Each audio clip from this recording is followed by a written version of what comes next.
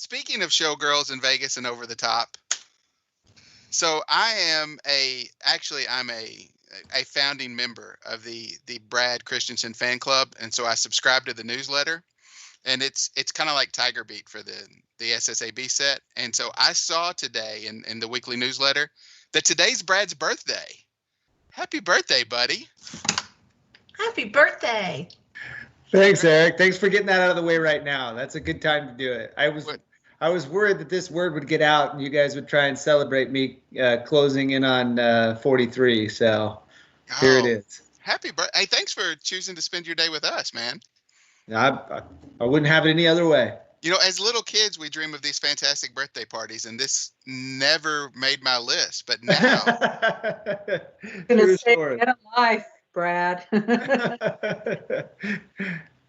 Yeah. Happy birthday, man. That's outstanding. Thank you. So everybody, as we walk around and we do introductions this morning, make sure you wish Brad a happy birthday. It is noon Eastern time, so let's go ahead and get going. We got a lot on our agenda today. So we're going to maybe try to do this a little quicker than it went yesterday, but let's go ahead and start with introductions because I know we've got some new folks that have called in. And so we're going to go around the complex and see who is participating on the call. And we also want to take a second and welcome those that are watching online through the YouTube channel. We appreciate you guys showing interest. Just as a follow-up to that real quick, we did have a couple hiccups, some uncontrollable things that happened yesterday to us. And so there is a recording of yesterday's proceedings online available on the YouTube page that you can check out. And for any of you that want to go home and show your significant other, your family, what you did all day, there's proof, right? So there you go. You can tie them into that. All right, so let's walk around and see who's there. By the way, my name's Eric Roberts. I am facilitating today's meeting. I'm with the Paducah and Portsmouth Project Office and work with the SSABs there. So let's start. Let's start in Hanford, and we'll work our way back across. So who do we have with Hanford on the board? Steve Wigman, the new chair of the Hanford board. I don't see my face, so I don't know if my camera's working or not. Oh, I can see you. You're good. You look great. Oh, golly shucks. Yeah, look at you, fishing for a compliment. Got all my spots covered up. You crack me up. This is Shelley Simone. I'm vice chair of the Hanford Advisory Board. Good morning. Hey, Shelley. Who else do we have from Hanford? Good morning, Gary Younger, Federal Coordinator from Hanford. Morning, Gary. And this is Stan Branch, the Hanford DDFO. Hey, Stan. Morning.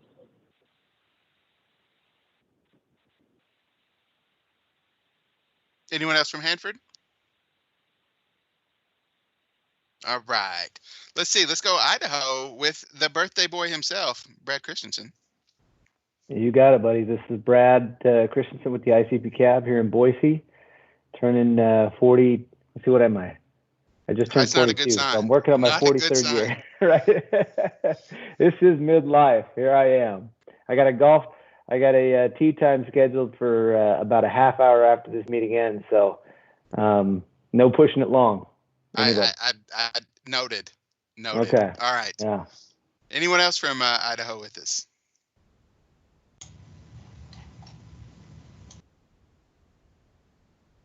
I think Terry's here. Terry, you there? I know she was yesterday. If not, she'll be on before too long. We'll make sure she's on. And yep. All right. Hey, this is Terry. Hey, Terry. Oh, good. Glad you made it. Anyone else? I'm on the phone today. Perfect. Hey, Terry, just so you know, or anybody else on the phone, it is *6 mutes and unmutes your phone. So if we catch background noise and you try to speak up, and you notice you muted, the *6 will unmute you. Yep. Perfect. I said hi first before I realized I was still muted. So it gets me every time too. Anyone else from Idaho with us this morning? Hey, Eric, Jordan Davies, support staff here. Happy birthday, Brad. Hey, Jordan. Anyone else? All right, let's go to our host site, the Nevada SSAB. Good morning, everyone. This is Frank Bonesteel, and Frohud Bertstag, Brad. Morning, Frank. How are you? Very good, thank you. And you, Mr. Roberts? I'm well. I'm well. All right. Who else do we have? I have Anthony Graham, the new vice chair of the Nevada Site-Specific Advisory Board. Hey, Anthony. Calling in live from Las Vegas. Do we have any support personnel or DOE for the Nevada board here? Eric, I didn't get a chance to do this yesterday. We were testing some of the issues with the live stream around the time you did the introductions for Nevada. But my name is Jesse Sleezer, Strategic Communications Manager for Navarro Research and Engineering, supporting public affairs for the Nevada program.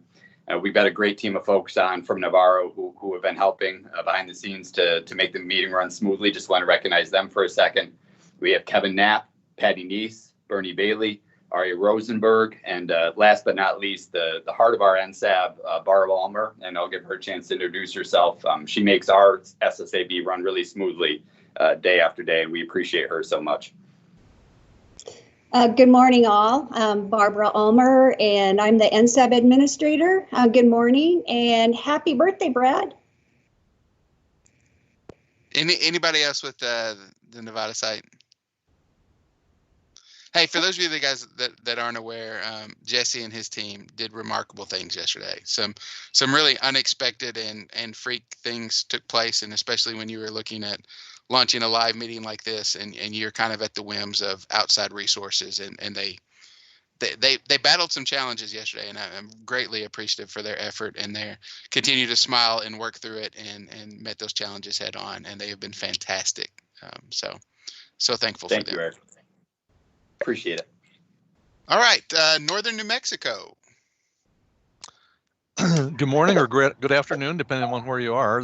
I'm Bob Hall. I'm with the Northern New Mexico Citizens Advisory Board from Los Alamos, New Mexico. Morning, Bob. Good morning, Eric. It's Manise. Manise, I can hear you, but it's very soft, ma'am.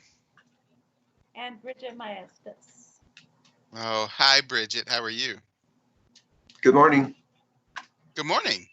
This is Joshua. Yeah, this is Joshua Madalena. I'm the vice chairman for the CAB here in New Mexico, and I'm from Jemez Pueblo. Good morning, Joshua. Thanks for being with us today. You're welcome. Anyone else? All right. As we go east, we'll run into Paducah. John Barger, chair of the CAB in Paducah. Brad, you have to tell me what 43 is like. It has been so long ago, I'm not sure what 43 looks like. But, happy birthday. I'm Victoria. I'm the vice chair of Paducah, and 43 is still in my future. I'm Buzz Smith. I'm the federal coordinator for Paducah. 43 still in your future. Long time ago. Anybody else with Paducah on the line? All right, let's do Portsmouth. This is Bob Berry. I'm the Portsmouth chair. And this is Carlton Kay, vice chair. Morning, Carlton. Morning. And I think I saw a text from Greg that he will be on, Greg Simonton, so that federal coordinator he'll be on shortly. All right, Oak Ridge.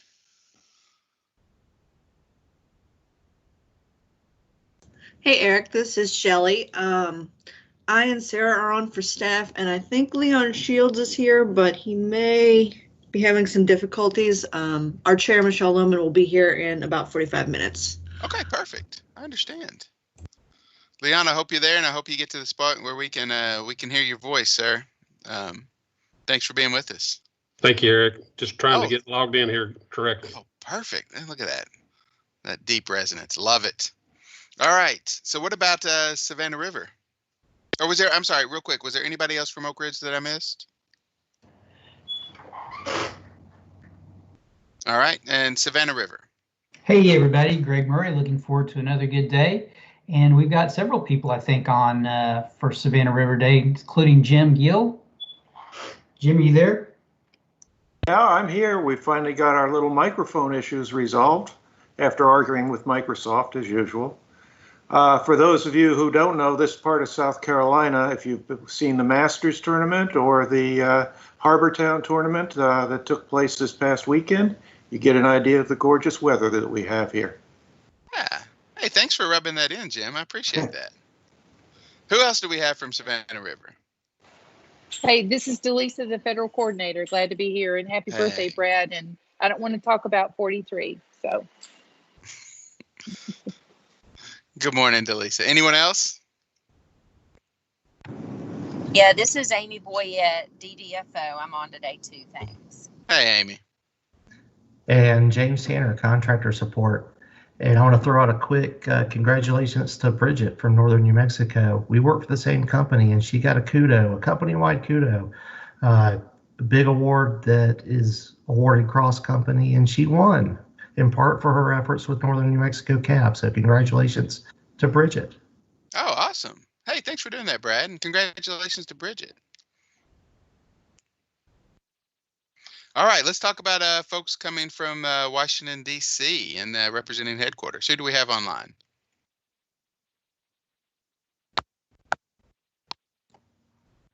Good morning, everyone. It's Kelly Snyder, the DFO. I'm not at headquarters, but I am a headquarters employee. I do live in Las Vegas and plan to stay here. Just for some perspective, though, I was born and raised in New Mexico, so I have roots in both places. Nice. Is there anyone else? This is Alyssa Harris, the federal coordinator at headquarters. Hey, Alyssa. And hello, Eric. This is Jocelyn Nahigian from headquarters as well. Just want to thank you for moderating. I want to thank our Nevada hosts for great technical support. I want to thank our EM headquarters advisory board team and all of you for participating today. We do have Mark Culbertson on the line listening in, and a very special happy birthday to Brad. Hey, thanks, Jocelyn. Is there anyone else we've missed? So apologies, Eric. It's Lee Bishop, DDFO for Northern New Mexico. I came in a little late. No. For you, it's always right on time, Lee. Perfect. Glad you're with us, buddy. Let's see. We talked yesterday about maybe the folks from CRESP being with us, or any of those folks on the line. Yes. Can you hear me? Kathy's on. Yes, can hear you. Kathy. And good evening or good afternoon. So we got Kathy Higley and who else Mike did I hear? I'm Greenberg. sorry. Mike Greenberg? Yeah, I'm here for an hour. Also, Perfect. I want to tell Eric that 3 of my 4 children are older than him, and my baby is his age. So everything is relative. So enjoy. Everything is relative. That's outstanding. But still your baby, right? That's the most important thing I heard, right? It's still your baby. Yep, still my baby. I like it. All right, so let's is there anybody else on the call that we haven't recognized yet before we slide forward? All right, so let's take a look at what we have planned for today. And Patty, I don't know if we have the ability to pull up an agenda or not, but so basically the crux of today is discussion from you guys, and I know it's a little different being in a virtual meeting, but I really need you to feel comfortable and to jump out and share. So we're gonna jump into Chair's Charge 1 and kind of wear it out a little bit. We'll do public comment, and then we'll take a break just before 2 o'clock. We'll come back and we'll do Chair's Charge number 2 and kind of walk through that. So just so you guys are aware how this is going to play out, we've got as we have these discussions, right? We're trying to allow you to kind of free flow concepts and thoughts and ideas and build off each other. And so in the background, while you're having this discussion, Jesse and his team of folks are going to be kind of capturing notes on a virtual whiteboard. Now, you might not see that the entire time. You probably won't see it for very much at all until we need to pause and reflect back. So the way discussion is going to take place is we're going to let you throw out some ideas, and if it's something we want to capture and throw to the board, I might ask you to kind of give us a scenario, like a headline for a topic. Might say, hey, you said some really good things we want to capture. How do we concisely put that in 3 or 4 words so we can remember what you said? And Jesse will capture that and throw it on the whiteboard, or Patty or Bernie, and we've got the folks working that on the back side. And so then when we need to refer back to it, we'll have kind of this virtual flip chart that we can look at. So that's going to take place, and we think that's going to help us. We're going to have flip charts that, one for a parking lot, if we get kind of sideways on anything, we'll have it available. We're going to do one for potential suggestions or ideas we really want to capture for both charge 1 and charge 2. And then we're also going to have a separate one for kind of creating our path forward and how we want, this end document to look, and what we kind of want it to be like at some point. Because ultimately, we've spent all this time, we've invested this effort. We want to have a product that we can hand over to DOE and say, this is the core values of the EMS SSAB collectively, and this is what we think and what we've learned from this endeavor. And so we want to make sure we get to that point. So that's all going on throughout the course of the day. But the purpose and the focus of the discussion is charge 1. Patty, do we have that charge that we can pull up? Oh, you're the best. All right, so this was the assignment that was given to us from headquarters, and we started at our individual sites. Is develop a best practices white paper, use as a guide to augment and outreach. So ultimately, this is where we kind of want to get to is a best practices white paper. And we might have to tweak that idea a little bit to get exactly where you guys want it, but that's the ultimate goal, is to get there. We started with our spreadsheets that you guys had, and then ask from those spreadsheets and this initial data dump for you to kind of highlight as a jumping off point on the slides that you provided to the other boards, kind of your highlights and best practices, what you do, and things that you could do better were the 2 things for charge 1 that we ask for, and ask you to kind of look for a couple items under each of those big topics. Now then, yesterday, I threw a curveball at you and asked you to look at everybody else's slides and see if you found anything that jumped out at you. Look for some commonality, look for some things that you found that really resonated with you from the other sites, so that we started the discussion talking more globally and less insularly about ourselves. So that's kind of where we're going to start here. Is we're going to walk through the slides, hopefully fairly quickly, and then really open it up to a discussion and use the slides more as background and supporting data for a future discussion, or for this discussion going forward. Before we go farther, any questions or clarifications we need to make about how we want to proceed? Okay. All right. Hey, Patty, are we able to jump around a little bit in the slide deck? Is that doable? And I have no way to know if you're nodding yes or no, or you're telling me. So I'm going to assume we can, and if we can't, shoot me a text or throw it in the chat. But if we can slide forward to the Paducah slide, Don Barger asked if he could start us off. He wanted to volunteer to kind of go forward. And so we're going to let Don kind of start us off on this discussion. So Don, if you'll walk us through the Paducah slide, then we'll give each of the other sites just a few minutes. All right, go ahead, buddy. Yeah. After hearing your thing yesterday, I had this wonderful speech all written out that went with our slide and all of that. And then I thought, this is not what you asked us to do. So I went back and looked at the materials that were presented, and a number of things jumped out as I looked across the board. Some similar to what we're doing in Paducah and what appears here on our slide, and others uniquely different. As I took a look at it, I think it's great that Brad's having a birthday today, because as I look across all the sites, you begin to realize that we're all in various stages of life. Some of the sites are approaching older age, winding down, looking to downsize. They don't need that 4-bedroom home anymore. Other sites are still looking like, okay, how can we add another room to the back side of the house? How can we get a little bigger? Because we're still growing, we're still working. So it makes us each unique, and what we wanted to do is also very unique. The teacher in me then says, let's look at verbs, let's look at the actions. What are things there that appear across the board on so many of these pieces? And so that's where I went to find words and began to see some commonality among the sites. Read down through my list, and then I'll go and talk about some more of them again. Words such as engage, educate, share, improve, reinstitute, develop, provide, promote, extend. And then as I looked at how they developed these words, when we're talking about engaging and educating, we're talking about working with our stakeholders and how it's best to work with our stakeholders. Improving communication seemed to be something that was across the board.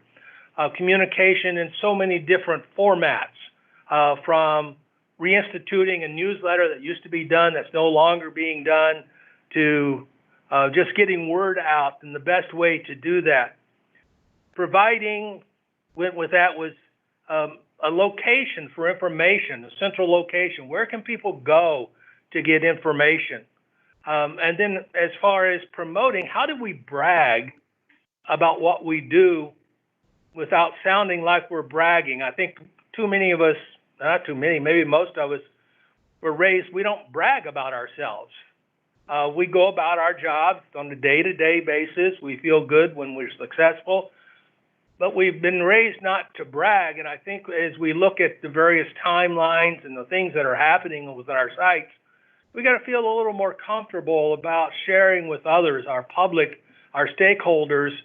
This is what we've accomplished. We feel very good about what we've done. And so this was my take in looking at all the sites, and as I reflected back on what we're doing here in Paducah, this fit into exactly the things that we're trying to talk about. The willingness to promote our cleanup, our success, bragging about what we're doing, because we've done a lot of things within the community, and we're very proud of our DOE relationship with the community in all of its forms. So that's my take on things this morning as we start off.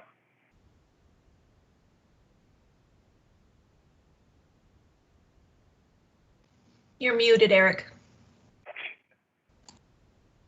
Yeah, sorry about that. Was me. Hey, that was fantastic. Who would like to go next? Thanks, Don. Thank you.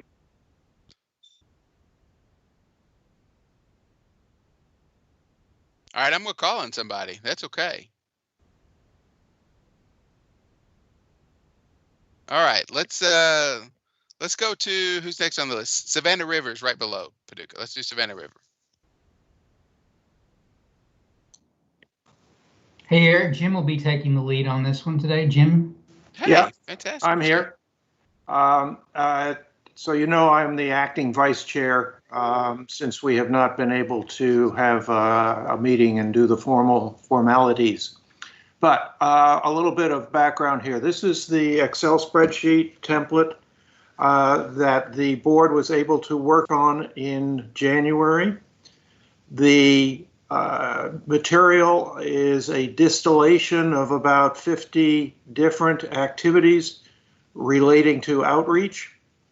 The board was able to review these, discuss them, and condense them down to these 6 in no particular order.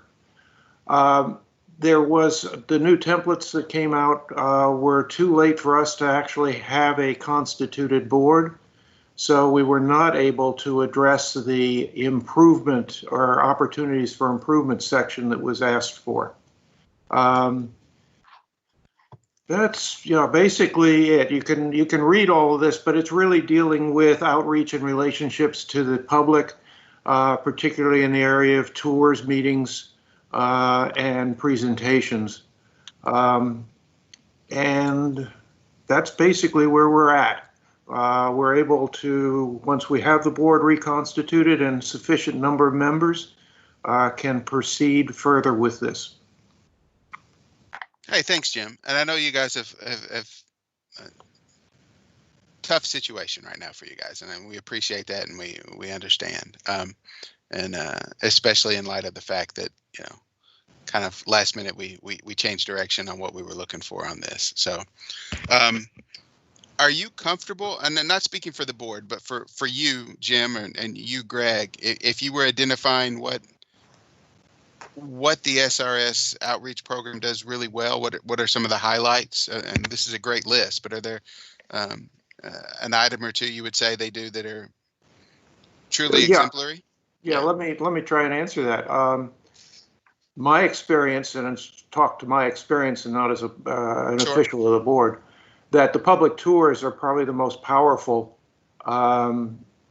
vehicle we have for generating interest. Many of the board members joined because they took the tour and learned about SRS and saw the opportunity to participate. So that's probably, in my opinion, the most important one. From there, we've got a variety of vehicles that allow us to interact with the public, to educate, and to inform.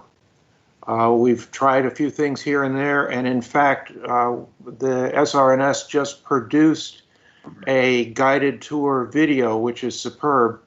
It was released early this year, and it really gives you a sense of the scope of activities and the investment that's been made in the Savannah River site. That's fantastic. I'm really intrigued by the use of the tour as the entryway into the DOE program, and it's kind of the hook that brings people and gets them. I'm intrigued by that concept. It's worked out quite well, I think. You got to understand the history there is the Savannah River site was known as the bomb plant. Sure. And in reality never made a bomb, but there's a lot of misinformation in the community. There's a lot of, I wouldn't call it concern, but poor discussions based on misinformation. So part of the challenge is to get good information in front of the community. And our community is quite diverse. We have on the coast, the gated communities of Hilton Head, and then you get into some of the local around Aiken County. It's farmland. I mean, it's rural, very rural. Mm-hmm. So it's a very diverse environment that you have to try and educate. That's great. Hey, thanks for bringing that and pointing that out. Hey, Kelly Snyder, I saw that your hand went up. Did you have something you want to?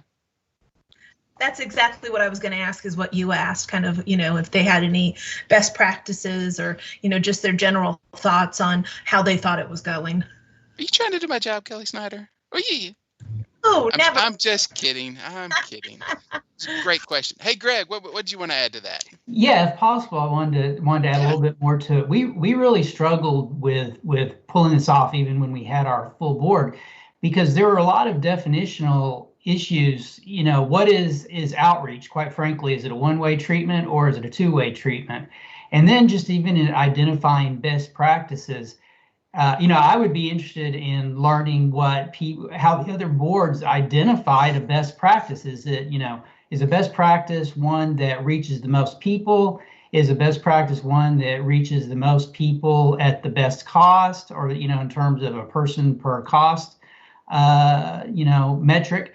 So it would be very interesting when the other boards are pointing, are talking about their practices that they were focusing on. How did they come about deciding which the best ones were and which ones weren't the best ones? Hey, that's actually a good idea. And Jesse, I'm going to ask if you can throw that down on our path forward sheet on identifying how we define some of these terms. That's probably something as we write a white paper is important. So if you can capture that for us. Yeah, thanks. All right. Thank you to the folks from Savannah River. and especially since you know, been a little different for them the last little bit. All right, so if we look at the next board in Mr. Roberts? Yes, go ahead. I'll volunteer. Yeah, let's do Nevada. All right, Patty, we're going to slide back up a couple. Yeah, go ahead, Frank. The Nevada board spent a bunch of time. We threw, to use vernacular, a lot of ideas against the wall to see which ones would stick. And in answering the question how we came to determine what the best practices were, it was pretty much brainstorming, wrote all of them down, and then decided which ones we liked the best. Obviously, everyone had an idea. There were multiple champions for some of them, and I have to admit that with a small amount of ego, that most people thought their ideas were fantastic. So it was really a tough job to cull the bad ones out of the list. I'm not going to insult everybody by reading ours, but the big deal that we came up with really was partnering or cooperating. Those were key words within, as well as diversity, that we thought was extremely important within the community, within the government, and besides that, it's just a good business in general. Flipping over to the second page concerning improvements, these 9 improvements were the best improvements we thought at any particular time. And bouncing back concerning the use of technology, we're sort of a fan of our YouTube channel within Nevada, and that tends to be a little bit less political than the Facebook or that sort of social media platforms. You can't really interpret too much in videos unless they're slanted, and in general, they are not. So concerning your homework assignment, I pulled out all the slides, printed them all out, got out my highlighter, and fully expected to go through and cross off a whole bunch of things that I thought were inappropriate or not useful, and ended up failing. There's a lot of information that was provided by a lot of boards, and I have to admit that, again, I failed, and I couldn't find anything that I hated so much that I would propose to cross it off the list and not consider it. So with that, Mr. Roberts, I'll turn it back over to you to point the finger at someone else. I love your approach. Always have, Frank. That's outstanding. You know, one of the things I found really interesting, I was talking to one of the chairs this morning, and the discussion was on, because the output from the same assignment looks so different from all the different boards, right? And so the question was, did we all have the same homework assignment? How can we end up with so many, which really ties into the uniqueness of each board and why, you know, being specific to your site is important. But at the same point, there's value in finding that commonality in where there are strengths across the board. And it, you know, it might be that we all say site tours are vital to reaching out to the public, and we have to do a better job of finding people to, I don't know what we're going to say, but you can see where these common themes are going to flow throughout all, and that's really what we wanted to pull up on. Who would like to go next? Thank you, Frank.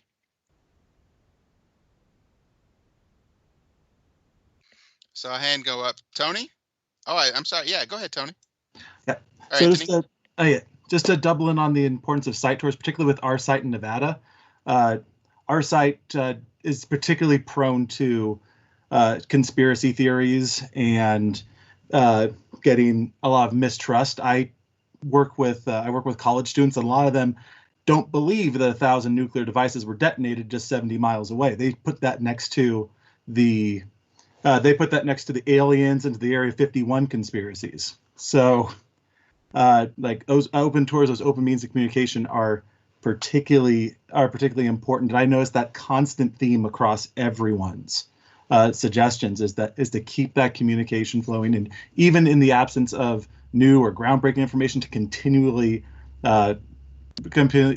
reach out and constant out there. So I just wanted to throw that little bit in. That's perfect. Thanks. Yeah.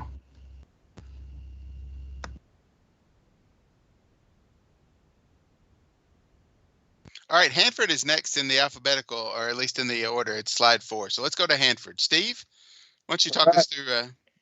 Thank you. Can you hear me? Yes, sir. All right. Well, this has been quite an interesting exercise for me. As I went through everybody's material last night, something that really struck me was I first came to Hanford in 1980, and you couldn't even be on site without a Q clearance, and we couldn't talk to anybody.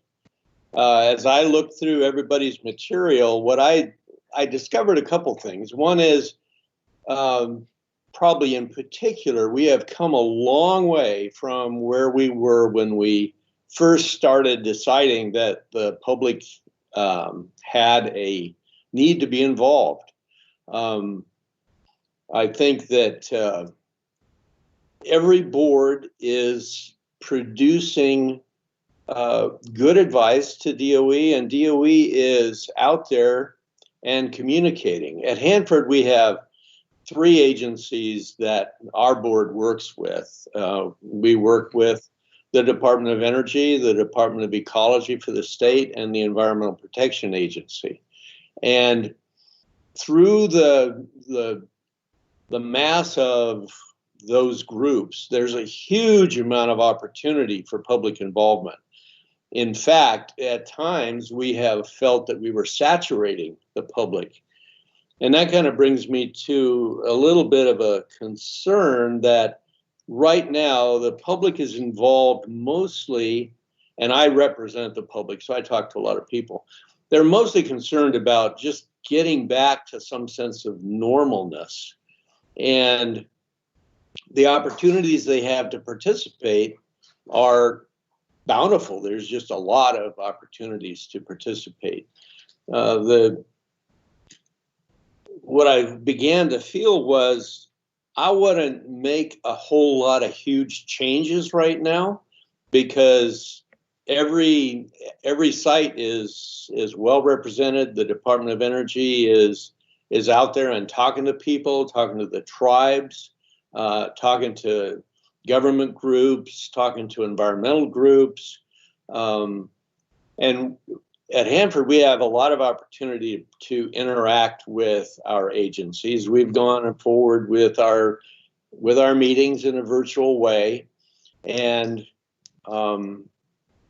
it's been working pretty well. The one thing about our meetings and all our meetings, this one included, is that's kind of a disappointment, is the public isn't excited enough to say anything during our public opportunity to speak. And so that tells me that, either we're not making our meetings interesting enough, or the public is satisfied. When you do hear outcries is when we make mistakes. So it's kind of like we've got normal operations and we have a lot of successes to report on. We have a lot of concerns with how long it takes to do things. But when we have something go wrong, that's when people are really interested. And that's no surprise. That's kind of the way the public mind works, and I'm no different. Some of the events we've had at Hanford recently are nothing compared to the ones we used to have. So I think we need to think about communication and public involvement during normal things, separate from what happens during abnormal things. And our credibility is really stretched when we have an abnormal event if we are not very careful about how we respond. The recent events we've had at Hanford really were no surprise to me. When the Purex tunnel collapsed, well, we knew it was going to. We just didn't know when. Mm-hmm. It was wood. And the plutonium finishing plant, when you bash on a bunch of concrete and break it up, you're going to have stuff distributed. Anyway, my bottom line was I think that the advisory boards are all at a very high level right now compared to what we used to be. And I was pretty impressed with that. Hey, thanks for that, Steve. And you raised a couple issues that I think are worth us considering going forward. What happens when we hit saturation, right? And when the public that is going to show an interest in our activities are all showing an interest, and then you have the rest of the public that's content and okay, and that's, you know, that, and you mentioned, you know, that sometimes our reaction is we want to create excitement so that they feel excitement so they get engaged, and that's not necessarily always the right answer, because, you know, that tends to lead to bad public affairs. So how do we, where do we find normal versus abnormal? And then obviously in the abnormal situation, people want to get involved and want to hear, but not always interested in being engaged in the normal situation. So how do we handle? One other comment I'd like to make is that on some of the issues at Hanford, there's been consultation between the Department of Energy and the Nuclear Regulatory Commission.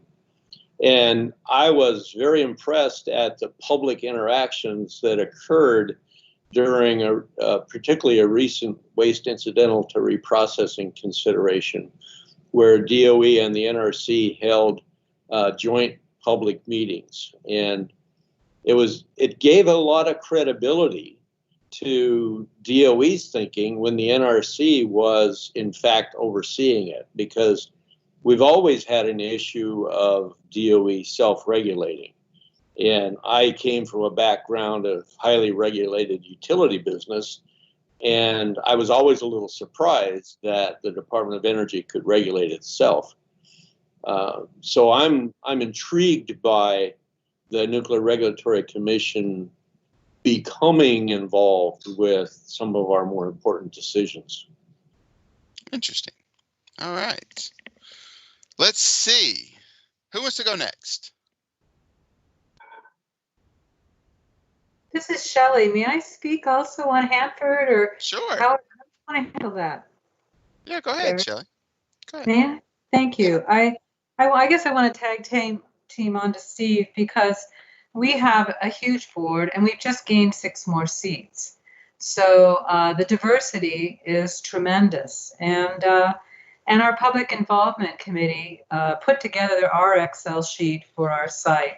When you start to look down that sheet at the enormity of the lift with the projects and the years that it's going to take to accomplish the cleanup at Hanford, you know, I jokingly said that at some point there'll just be someone representing Steve at the table and a DOE headquarters person, because Hanford will be the last site. But the lift is enormous, just enormous in terms of the amount of work that needs to be done. And I think our public involvement committee did yeoman's work in compiling this Excel sheet that really shows the number of issues that can come from the types of work that need to be done. And it also represents a real need to preserve institutional knowledge as that baton gets passed forward into the future with other people who will sit in our seats. I really see our Hanford Advisory Board as the vessel for holding institutional knowledge for our site, and many people do at our site feel that way also about the board. They turn to us for that history, and I think it's really important that it gets kept and captured somehow. You know, DOE said to us, our word is actionable. We want actionable items, advice from your board, and this is in recent year. And actionable really implies an analysis of information that then affords our board, you know, the opportunity to offer advice. And so it's a real 2-way street, or a 4-way street, depending on how you look at it, when you include the regulatory agencies that we also respond to. So I think tutorials, which is something that DOE has offered at our site to our board to bring new members up to speed and to get all of us old dogs also on the same page, so that and also talking about near-term needed advice on projects, and is imperative. And I think there is a difference between off-norm events where everybody's hackles are up and we're fearful and we're engaged from a different emotion, than the work that's ongoing in projects that we're all comfortable with and familiar with. So I think that's something to think about too. But I think it's going to take more of a concerted effort from the department, especially at Hanford, because of the enormity of the site. And I also, one other thing, we have been able to, in the past, in our committee work, weigh in on draft days for the remedial investigation, RIFS, field work that's been done. And when we get to participate in the near term, then many things get sorted out in developing Rev Zeros for this site that we had concerns about. And we really feel like we're listened to and our concerns are addressed. And I would suggest that we try to get back to that. Thanks, Eric. Thanks. All right, so if we look next on the this list here, Northern New Mexico. Bob, you want to walk us through your slides? Certainly, thank you, Eric. Certainly, those are great comments. I agree with what Shelley was saying there. One of the things that we see, I'm not sure why there's a echo there. One of the things that we see certainly here is, Los Alamos is an operational site as well as an EM site. And so on like site tours, for example, we believe that's one of the best things simply because there's issues with transparency of operations here at the laboratory. So people, I mean, we're up on a hill, and the site is for the most part controlled access. So people cannot see these sites. And even when we do tours, we can see some things, but not all things, because some things are in areas that are operational that are restricted access. So it's helpful to do that. But when we do tours, we actually have a problem with getting probably enough people. There's relatively small tours. It's difficult to set them up because, as some of the other sites, there's multiple contractors running the site in a sense, and so trying to get access to areas is a challenge. And so, but nonetheless, letting people go in and see things, see the sites, I think is really important. Another thing that we found that is effective is the use of digital newspapers. Matter of fact, our paper newspaper in town here, which was around for 60 some or 70 years, something like that, is no longer in existence. So we only have two local digital newspapers, and those things are really our best avenue of getting information out. Matter of fact, one of them participates in our CAB meetings and almost always publishes an article right afterwards. So we're really getting out information from that. Another thing which we believe is a very good best practice are the quarterly contractor cleanup forums. So the contractor on the site, the EM contractor, goes out to different communities quarterly. Now, it's not just one meeting per quarter. It's every quarter there's a meeting in multiple locations. And so as CAB members, we've been able to participate, to be there, not necessarily to participate in them. But those are also one of the best means. One of the things I was seeing is that, and like you said, we didn't all interpret the directions the same way. And kind of the way I was looking at it is, when we talk about outreach, we're talking about being able to get information out to our constituents, as well as be able to receive input from them. Because there's obviously, looking through all those spreadsheets, and I did last night, I went through all the spreadsheets, there's a lot of things that the sites are doing, a lot of things with STEM education and charitable events and all kinds of things like that, which are great as far as getting connections, so to speak, and being known that you exist. And contractors, of course, have to do this on most contractors' contracts anyway, because it's required that they put a certain amount of money back into the communities. So they do that for that reason, and also because they want to be good partners with communities. But those cleanup forums are probably one of the best, only because they go out to the communities to speak to each, I won't say each community, but maybe like 4 different communities, something like that. And in northern New Mexico, we do have a challenge because of the Savannah River site said that, it's rural. We're largely rural all around us, but even more than rural, we're even more dispersed than that. Mm-hmm. So we actually we send people out to different places, and that helps a lot. There are certainly many things we can improve on. We used to put out a newsletter. I said monthly here. I think I was corrected. It's probably a quarterly newsletter that was done, which some of the other sites I believe do, and I think that's a very effective means. We also, of course, like many of the SSABs, have committee meetings, and so we have full meetings on 1 month, and then combined, or what we call combined committee meetings, because in order to have a quorum and get it published and out there and everything else, we often combine our committee meetings together on the alternate months, and that's a really good thing.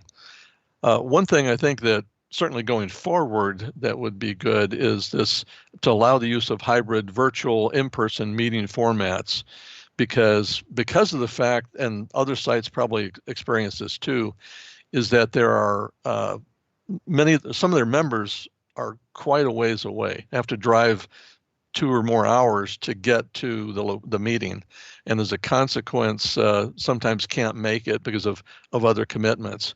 So if we could, in our bylaws, actually modify our bylaws to allow a certain percentage of the meetings for people to be allowed to still do a virtual participation as opposed to in person, that might actually improve more connection and also would give the public an opportunity to listen in. Good deal. Thanks, Bob. Sure. Eric, I'll jump in if you don't have another volunteer to go next. Yeah, that'd be great. Thanks for your willingness to do that.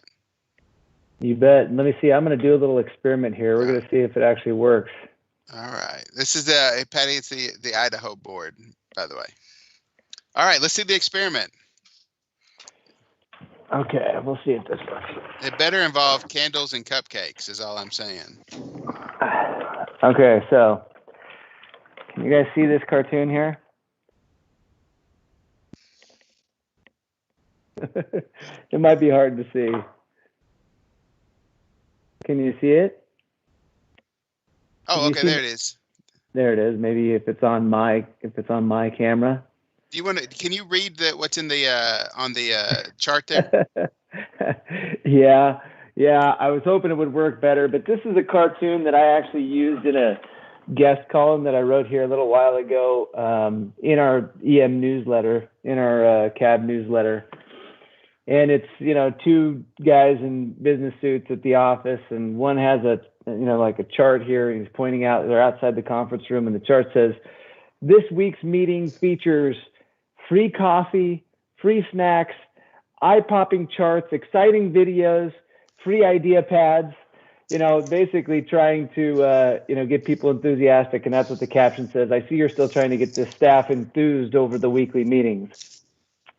And I put this, cartoon in our EM newsletter because this is like the challenge that we have, trying to share, the enthusiasm that we develop when we have meetings like this 4 times a year, and just so much interest that we kind of have, and trying to get other people excited about it as well. And, with mild success, you guys are probably like us, where you have a few people who attend every single meeting and tend to maybe say the same kinds of things.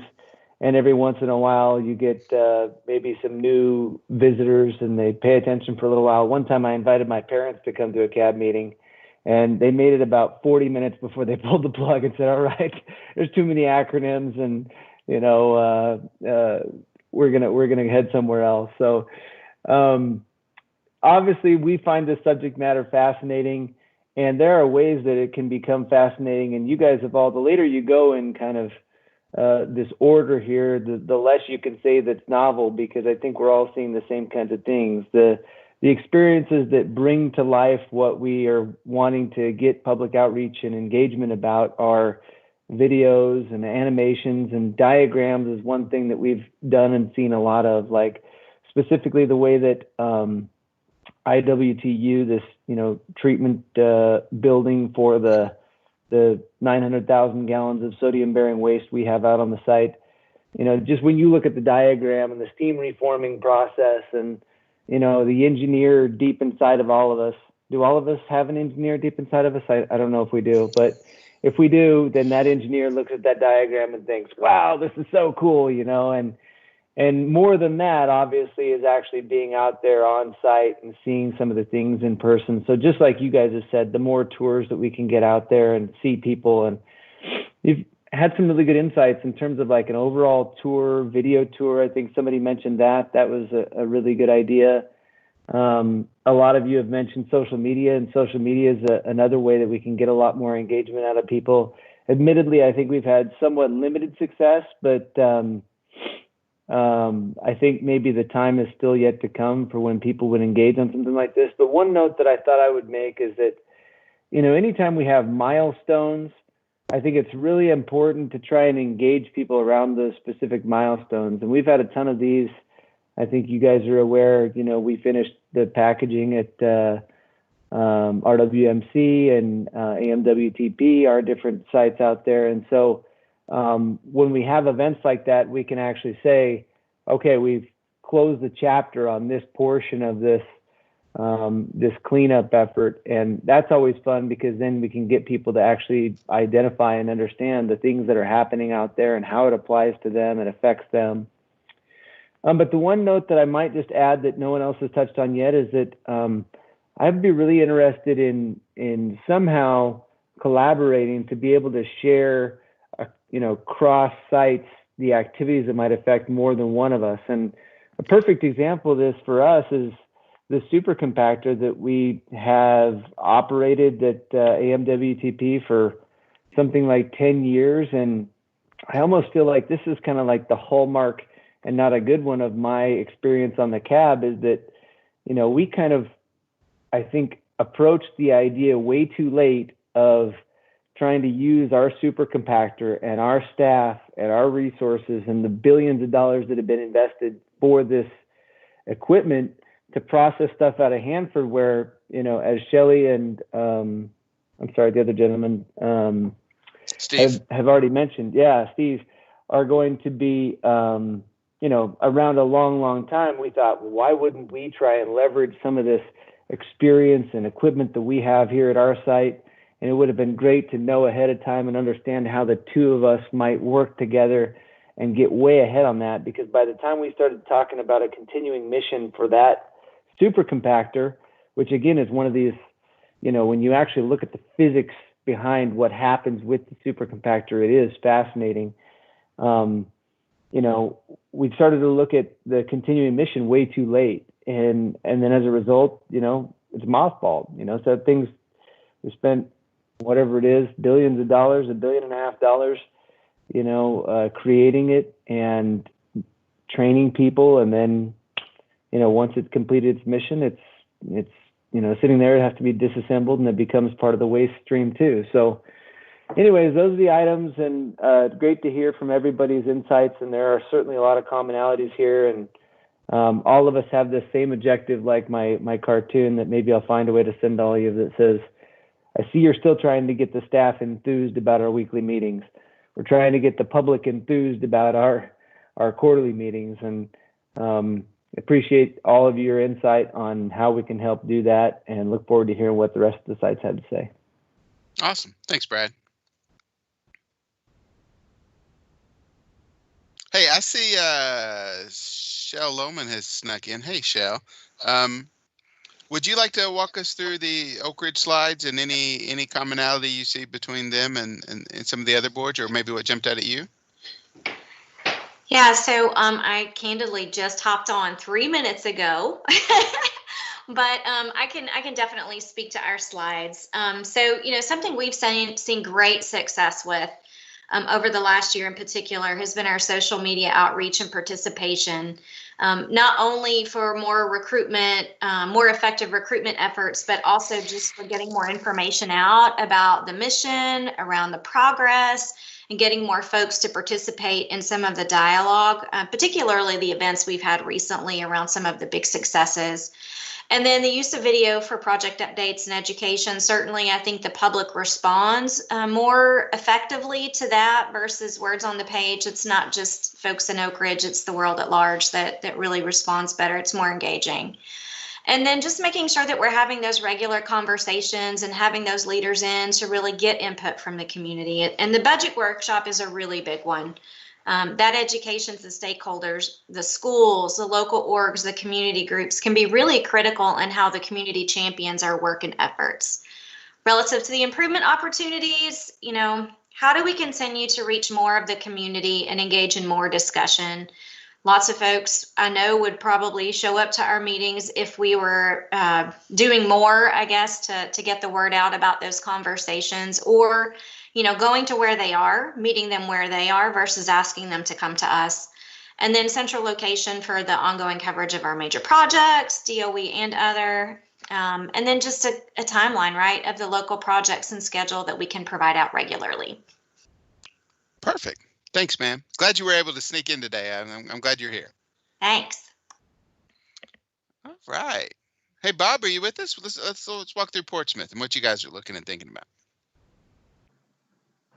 All right, sir. Can you hear me all right? Yeah, I can hear you nice and loud, though, for me, okay? Okay, sir. The one thing I did like is there's the video aspect. We really don't do that with the stakeholders up here, but we have been using it on site instead of going out as a board on site viewing the projects. We've been getting the video updates, as the on-site cell is being built and things like that. And I find that really interesting. And I think the public would too, as long as they're not very long. And I think if you can keep them at a reasonable length, that the public would really be interested in that. As for our area, I would like to see us, if possible, get a relationship, with the local schools and be able to actually, go out and speak to the student body. We go and talk to the class that does the ACER report every year, and we have the Science Alliance where we bring STEM kids on the campus, but we don't actually relate to most of the schools in the area. And I think we could get permission to come in and address those kids. They're more likely to have not formed an opinion of the plant at any kind. I think they would be interested in hearing about the plant. And if they go home and talk with their families about it, it might stir an interest with their family to get more interested in what's going on at the plant and what we're trying to do here, and not have that mystery surrounding.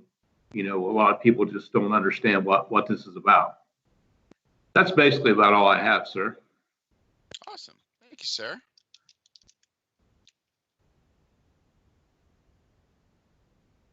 All right.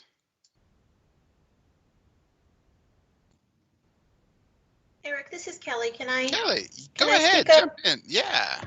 This has really been very, very valuable to hear perspectives from all of the different boards, and one of the things that I hear a commonality in is that it would be great if the public just in general was more engaged. I know from a board perspective, we always look forward to having public come to the local board meetings, and it is kind of disappointing when a lot of people do not show up. And I think it's important to also remember that low attendance doesn't mean your outreach failed. And that low attendance doesn't mean that the public's not interested. It seems like a lot of the research that y'all have put together in those data sheets shows that there is a lot of different outreach activities taking place at at the sites.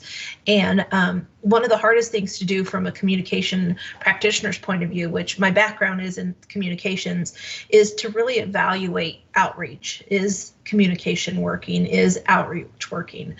Because it's very hard to quantify that.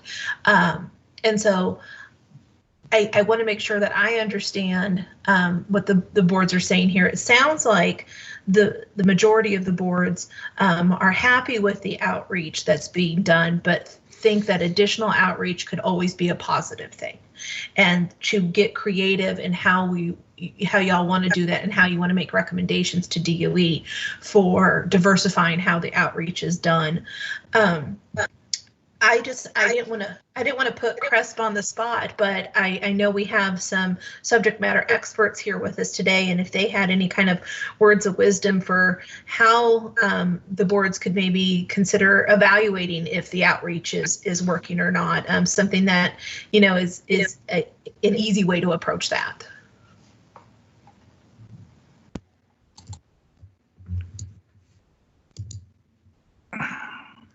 So I don't. This is Kathy. I know Mike Greenberg had to pop off, but he is the master of the tools for assessment, and I would defer to his expertise in that particular area. And I know he actually has a couple of documents he wanted to pass on to the group for consideration, and so I'll reach out to him. Unfortunately, I think he had to duck out at the wrong time. And I'm passing the buck. No, that we would appreciate any material that he could provide. We'll make sure to get that to all of the board members, because I anticipate, that this charge is not going to be completed today. This is something that we're going to create a path forward for, and so I think it would be very useful for any information that he has that the boards could look at. Okay, I'll make sure that he gets that comment in just a couple minutes. I'll type it up for him. Thank you. And Eric, you can bug him too. Perfect. Thanks, Kathy. Hey, I don't know if any of you are using the chat feature. I know a few of you are peeking in and checking on things. Anthony shared a copy of the cartoon that Brad had tried to share with us, and so that's available if you want to get a closer look at that. Also in the chat, I threw up what I was grabbing, and you can handle that list how you want, Jesse. But it's what I captured listening to you guys talking was learning how to be, for lack of a better term, how to brag. I know within a lot of DOE circles, we're just doing our job and that's what we're doing. We didn't do anything special. And yet as an SSAB, we see what's going on and we're like, you really need to claim that and take ownership of it. So how to brag, this list of common verbs that Don started us with where he saw, we're saying a lot of the same things, addressing the same things. You had tours as a gateway. What happens at saturations? A lot of you mentioned social media and videos and new ways to communicate that we've kind of started to look into, and some sites have had more success than others. But that's a constantly changing avenue. Like once you figure out, we can make a 10-minute all-site video. Well, now everything is Twitter and Facebook, and you get 2 minutes to tell your story. So you have to completely change how you did things, and what worked on this, lovely 90-minute documentary we created that was fantastic, and really nobody's going to give you 90 minutes anymore, or at least the majority. So how do you hook those initial people so you get that interest? And so I'm seeing a lot of common things that I think as we start looking at this white paper are some meaty subjects we can delve into. So what I'd really like to kind of spend the next 20 minutes or so on is how we see this white paper developing, what you would like to see, kind of a process to go, because this is a little different than what we've done in the past collectively. So Kelly, I know you and I have talked offline a little bit, but do you want to start this discussion maybe by how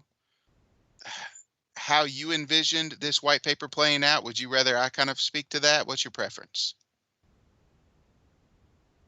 We can do it either way, Eric, however you would like to do it. I'm up for anything. So what if we do this, and you correct me if I'm wrong, so that way you can you'll probably get to do this a lot. So we'll fix me where I screw up. All right. So as Kelly and I laid this out, a couple things kind of jumped out at us. One is obviously we want to get to that white paper, that cross complex white paper on best practices. There is an opportunity, and the white paper should probably cover, or maybe be its own separate paper on opportunities for improvement. I mean, we identified, I don't have the exact number, probably somewhere in the neighborhood of 25 to 40 areas where we can improve. Now, there's going to be some overlap in those, but these are areas where we are saying, hey, DOE, there's some low-hanging fruit you can jump after here. And really kind of flesh out, is there a baseline that we want to see across the board that, either a prime example from one of the sites all the other sites should look at, or is there a minimum effort that you're asking DOE to meet in some of these areas for that base improvement?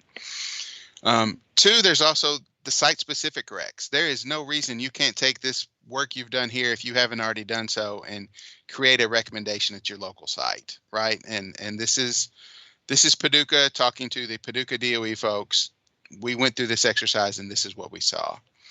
And the other thing is, are there the potential for EM-wide recs? Are there big things that we really want to have as big takeaways?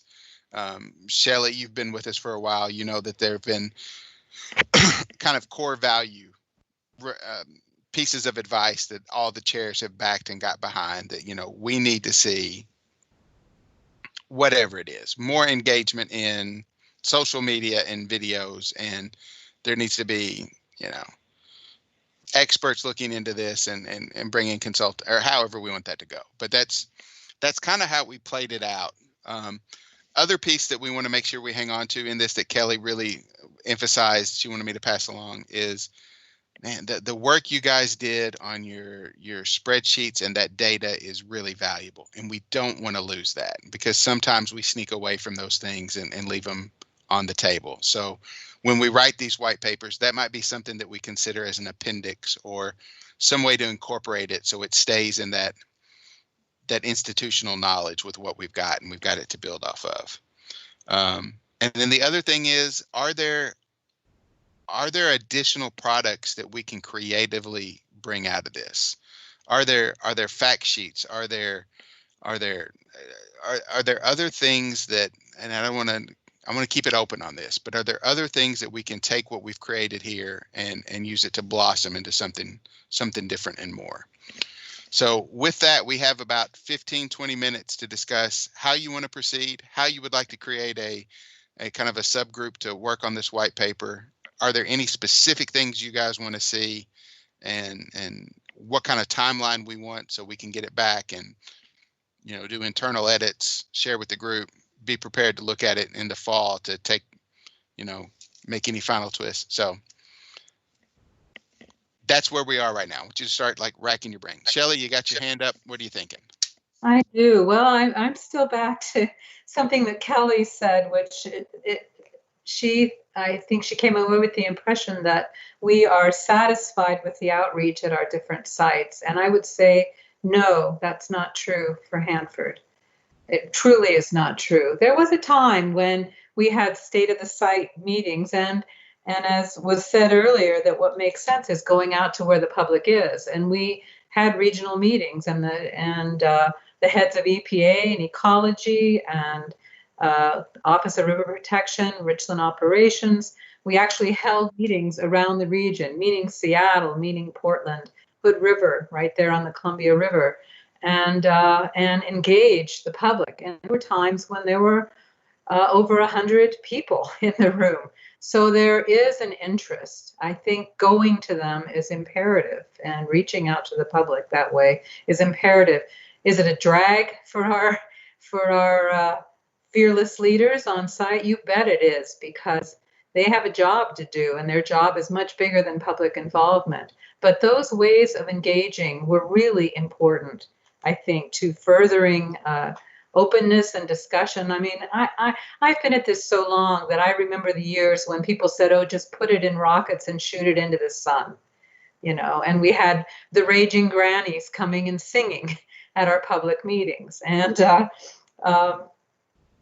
so we have a much more informed public, there's no doubt about it, but we need to keep engaging them in the cleanup and what's going on. I think the other thing that's really important that we all need to talk about is transparency and how we keep that transparency. I think it's our nature as humans to want to husband things that aren't perfect, that didn't go well, and not talk about what's, the reality of what cleanup means. We understand, the board understands, we're going to have hiccups as we move forward in these projects. That's the nature of the beast. And be it, engineering and mechanical issues, or just working with radioactive materials in and of itself. So, but that doesn't mean that it should be hidden. It needs to be talked about. We need to understand it. And I think that is another thing that needs to be expanded on is how we communicate and in what form to keep that transparency and keep us all on, all of our eyes on the prize. So I think if we can try to talk about that and quantify that somehow in the paper, I think that's really important. I like the idea of the core values, Eric, and we have, Hanford has core values, very succinct short list that we could certainly use as a dartboard for shaping some kind of value, statement about core values programmatically across all of these different boards. And I'm really glad to hear you say that the Excel sheets that the different boards have put together are important, because they really are, and they're the heart of and the passion for and the reality of our different sites. So. Thanks for that, Shelley. Shelley, thank you so much for clarifying that. I do appreciate it very much. Hey, and I would hope if you haven't spent time with the spreadsheets from the other boards, can I just add a couple of things as well? Yeah, who is this? This is Terry from Idaho. Yeah, Terry. I wanted to kind of echo what Shelley's saying, but I don't think we should pigeonhole it just into public meetings. I think maybe public open houses instead of meetings. We've had some experiences in Idaho where the activists, if you have a meeting, they will hijack that meeting, where if you have little open houses with different little stations and people could walk around and talk to different people, they don't get the podium and they can hijack the meeting like they do if it's a specific meeting. So, think of different things. It's important to do outreach, but not just meetings. Sure. Thanks. That's a great catch, Terry. Hey, and I would hope if you haven't spent time looking at these spreadsheets for the other sites, that you at least take a quick perusal of it and see if there are things that you see at other sites that might fit at your site, because there is no sense in trying to reinvent the wheel when somebody else has had success with it. It is, theft is the motherhood of genius, right? So, understand and be able to tag on that and bring it and make it your own so it fits to your site. All right, Eric, so we have a couple of questions in the chat. Yes. Too. So so a couple things to think about. Mark Gilbertson specifically asked, are there cross-cutting issues that from a headquarters perspective could really be tied into this program? In particular, are there particular media or waste types that a national outreach effort is needed so that there's one message going out? And specific to your site, there are resources we can tap to beyond your site that can help make this. In particular, with he also mentioned site tours, the virtual site tours. Should there be a singular look for all of those so that you kind of create this one unified body going forward? A couple things. Also, I got Bob and Steve ready to share. Hey, again, and we're talking about what we want to look like as we move forward, trying to create this white paper. So that's more of the discussion than what we want in the white paper is what's the process going to be to create the white paper. Bob? Thank you, Eric. Actually, it's not so much the process, but there was Lee Bishop, our DDFO, brought this up to me the other day, and I'd forgotten it because it happened a few years ago. But when we go out to do our public meetings, a lot of people don't like meetings per se. The formality of it.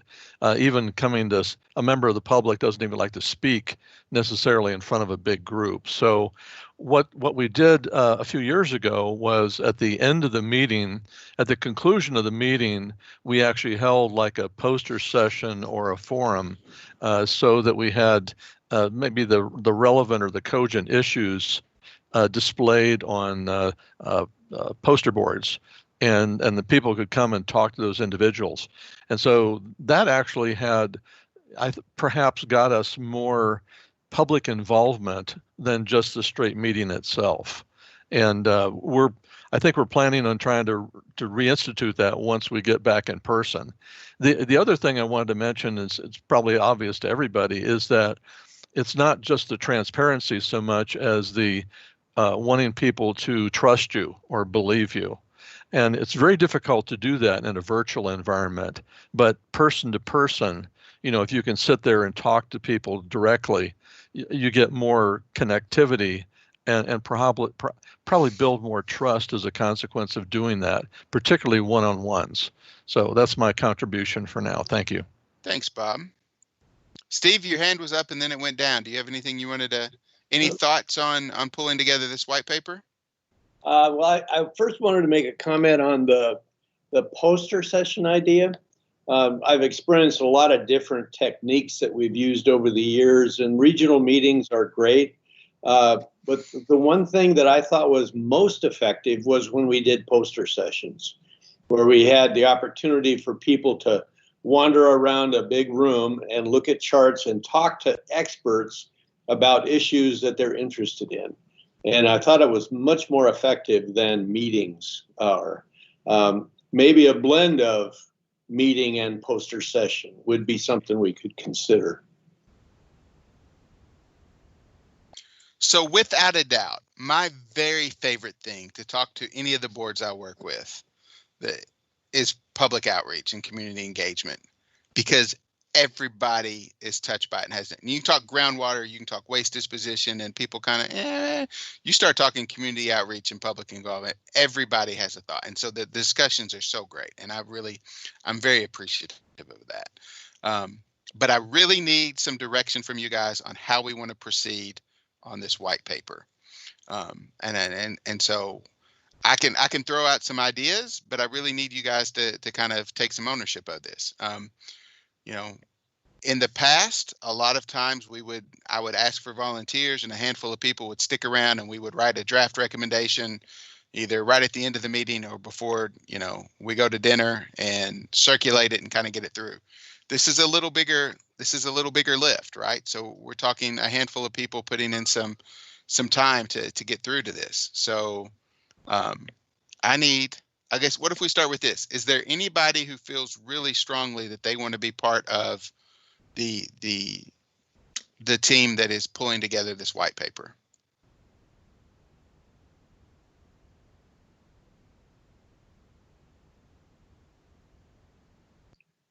I think for Hanford, Shelley by far has the most experience with assisting with this kind of thing.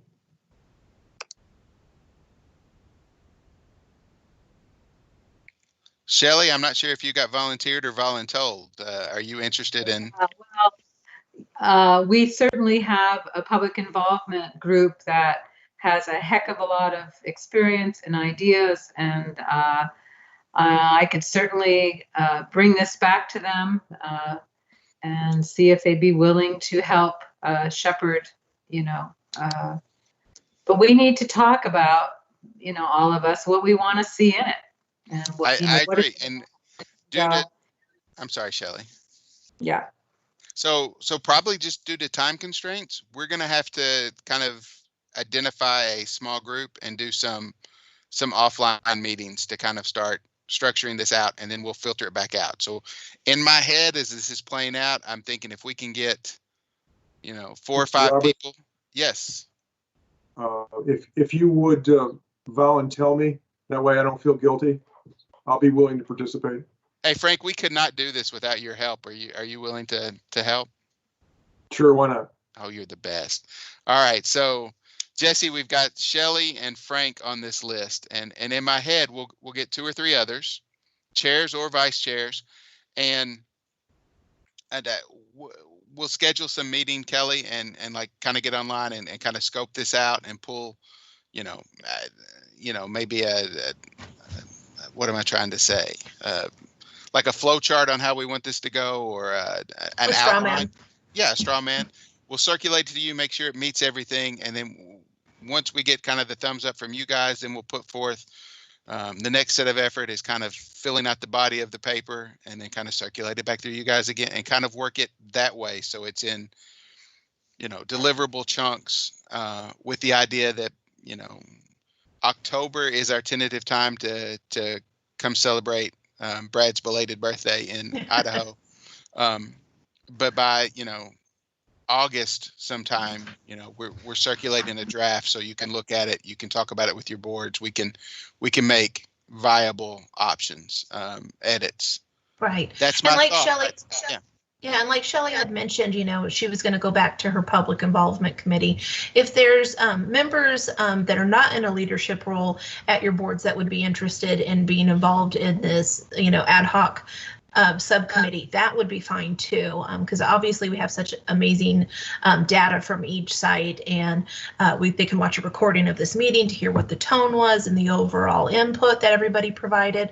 And so just remember that if there's members within the board that are not here, they're welcome to participate too, and we can have as many or as few subcommittee meetings as necessary, because there's just so much great information here that I don't want to lose. Hey, Shell Lohman? Yes, sir. Would you be willing to participate in this? I will. I was going to raise my hand for charge 2, but I'm happy to. Okay, well, if you would rather do charge 2, that's okay. I've seen your post in the chat, and I think you'd be a good fit here. But if you want to, charge 2 is good too. So if you want to hold off from there, it's not going to hurt my feelings. All right, Eric. Yes. Carlton. Could you sign me up? Carlton Cave. Jesse, let's put Carlton Cave on that list too. Yeah. Thanks, Carlton. All right. You'll bring some unique experience with public outreach and public interactions after what we've seen in Portsmouth for the last 2 years. So that should be very helpful.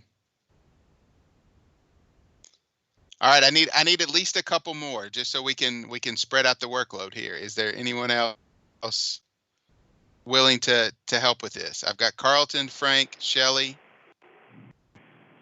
I'm willing to help out, and we also think that Fran from the Paducah board would be an excellent resource. Okay, so we got Victoria Caldwell.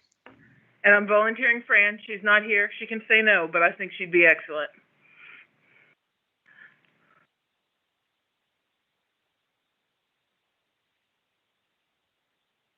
Not that I'm opposed to Fran. I'm just not sure. I'm assuming, Kelly, we probably want to keep this to the board chairs for writing this. Is that your thought, or at least initially? No, I think that anybody who's an advisory board member, no matter if they're in a leadership role or not, should be able to participate as long as the chairs are comfortable with that, because they are official members. I don't see any reason why they wouldn't be, in terms of our procedures and bylaws. Awesome. Okay, so let's do this. This gives us 4 folks. I've got Frank, Victoria, Carlton, Shelley, right? That's a team I can run with any day of the week. That works, right? We've also heard that there's some folks that work on the, and I'm going to get your subcommittee wrong, Shelley. There's a community outreach, public affairs subcommittee within the HAB that's got some folks. Fran has been mentioned.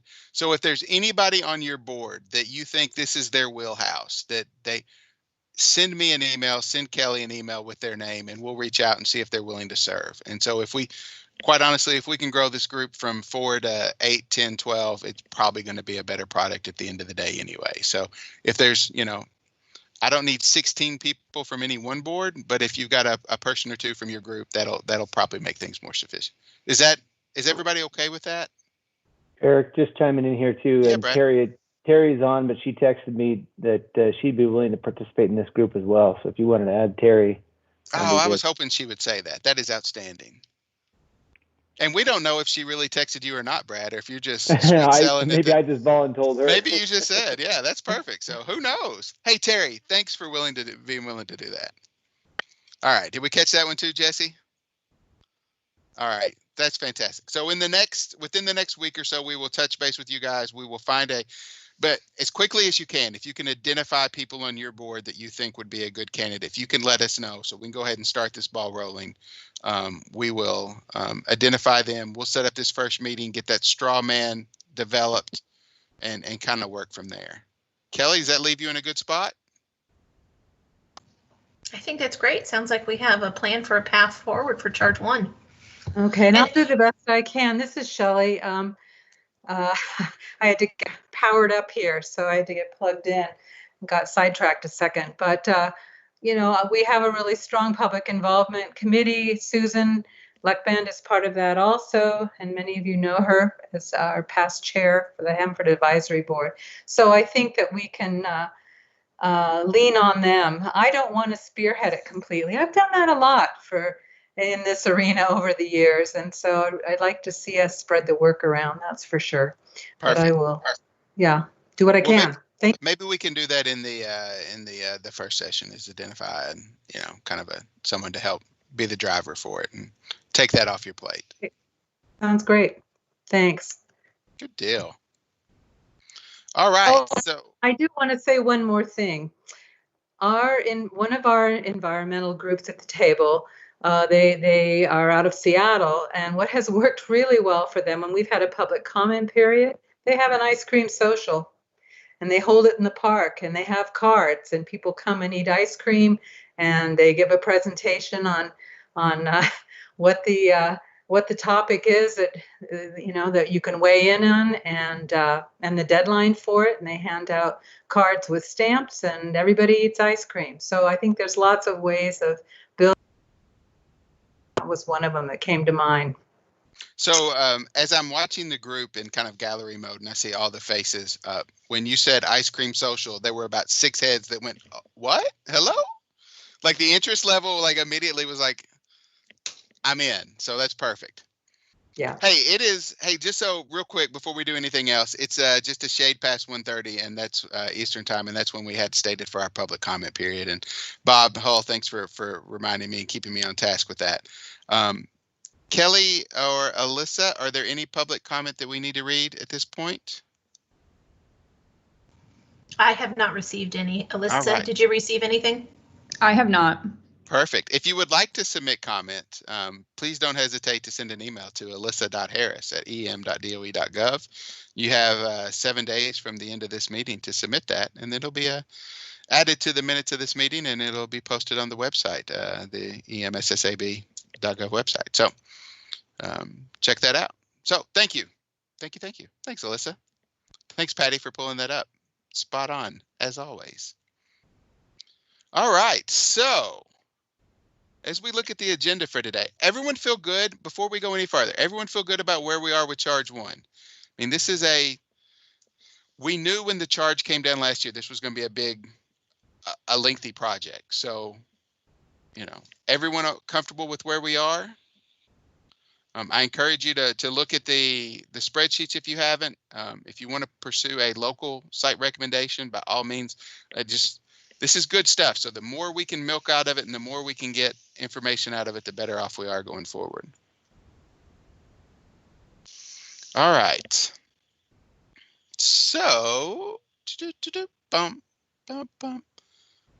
Miss Bernie, did you get Fran Johnson? Johnson's her last name. I was just reading through the chat real quick.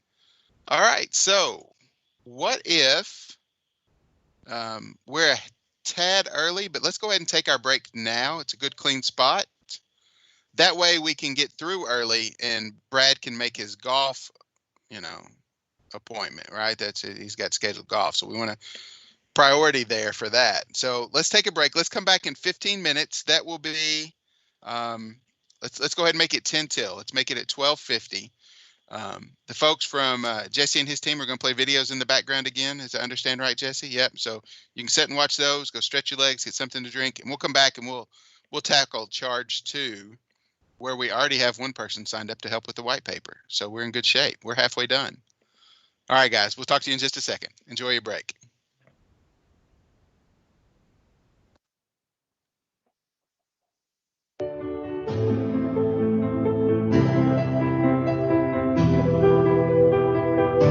Groundwater is an important resource for communities and the many missions at the Nevada National Security Site, formerly known as the Nevada Test Site.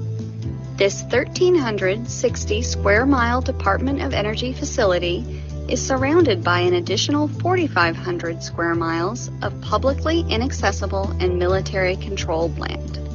As part of a comprehensive groundwater program, experts analyze rock and water samples from more than 80 wells, seen here as blue dots. Results help them understand how groundwater moves deep beneath the surface. Knowledge on groundwater movement is essential for scientists to identify potential impacts of contamination caused by 828 underground nuclear tests conducted at the site between 1951 and 1992. Analyses of data collected during 60-plus years indicate that Nevada National Security Site groundwater does not flow toward communities like Goldfield, Pahrump, and Las Vegas due to natural underground conditions. And for other nearby communities, such as Beatty and Amargosa Valley, the continued safety of groundwater is a priority for scientists now and into the future. Let's take a closer look at Paiute Mesa, the testing area closest to the nearest community of Beatty, located about 30 miles away. Understanding contaminant movement is a challenge given the site's geologic complexity. During underground tests, much of the contaminants, or radionuclides, were trapped in the test cavity, within fused soil and rock, called melt glass, or in the surrounding rocks. Depending on the location of the underground test, some radionuclides were released into groundwater. Risks remain low, however, due to slow groundwater movement, the immobility of some contaminants, and the natural process that reduces radioactivity, called decay. This is important because radionuclides that are more mobile in groundwater tend to decay faster than groundwater moves. This means that should contaminated groundwater reach a publicly accessible well, it will be below Safe Drinking Water Act standards, deeming it safe to drink. This time frame is supported by scientific data collected for more than 60 years. For example, this view, depicting actual sampling data, shows that in wells A, B, and C, located closest to an underground nuclear test conducted in 1975, contamination was found at levels above Safe Drinking Water Act standards. 35 years after the nuclear test, contamination was found at levels below the safety standards in wells D and E. There has been no contamination detected in wells F and G, which are located about 4 and 6 miles from the nuclear test cavity. It is important to note that the nearest publicly accessible wells are more than 14 miles from this test location. Based on the most recent sampling data, there is no evidence of groundwater contamination from underground nuclear testing in the wells marked with green dots. Wells marked with blue squares are those with contamination below Safe Drinking Water Act standards. Wells marked with purple diamonds indicate contamination above safety standards. Again, contaminated groundwater at levels above Safe Drinking Water Act standards is not expected to reach publicly accessible areas. The safety of groundwater at the Nevada National Security Site and in communities is paramount, and site experts, partner organizations, and state of Nevada regulators will continue to sample wells and analyze those results, along with other important information for the ongoing protection of water resources and public health.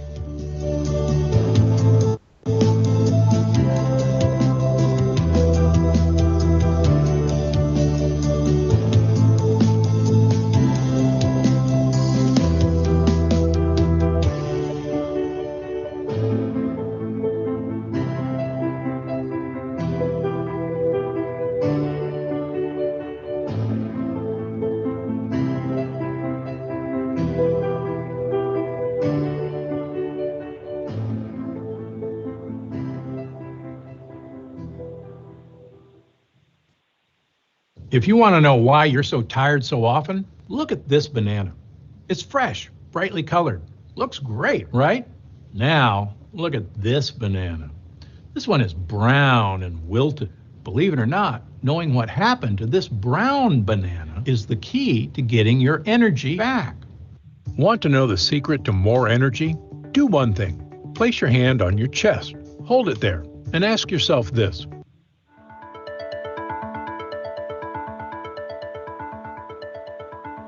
For more than 60 years, the Nevada National Security Site has played a vital role in the security of our nation.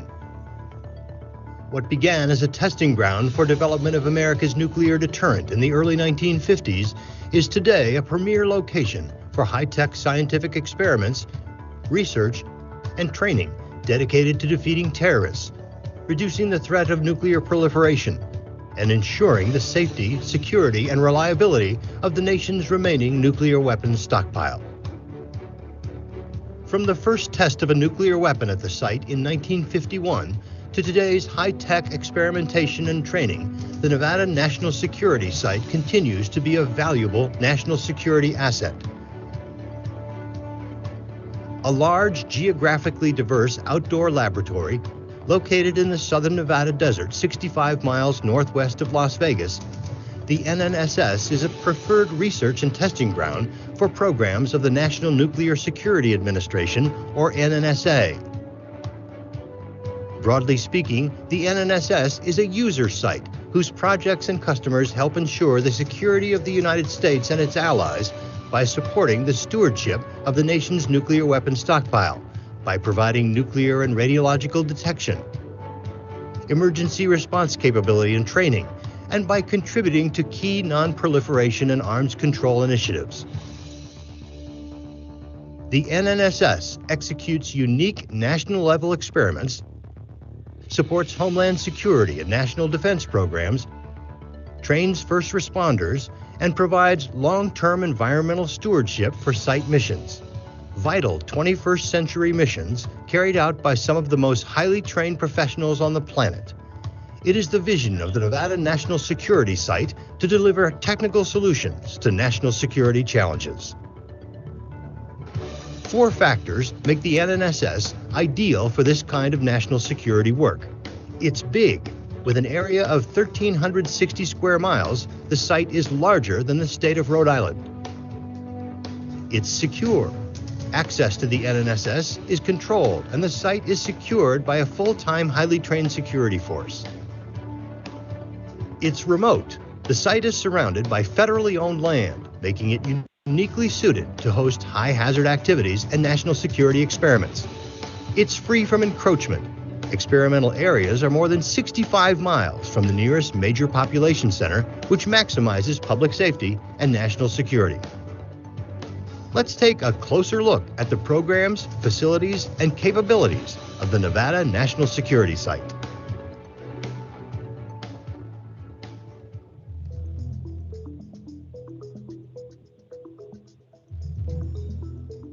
A primary mission of the site is to ensure that the nation's nuclear weapons stockpile remains safe, secure, and reliable.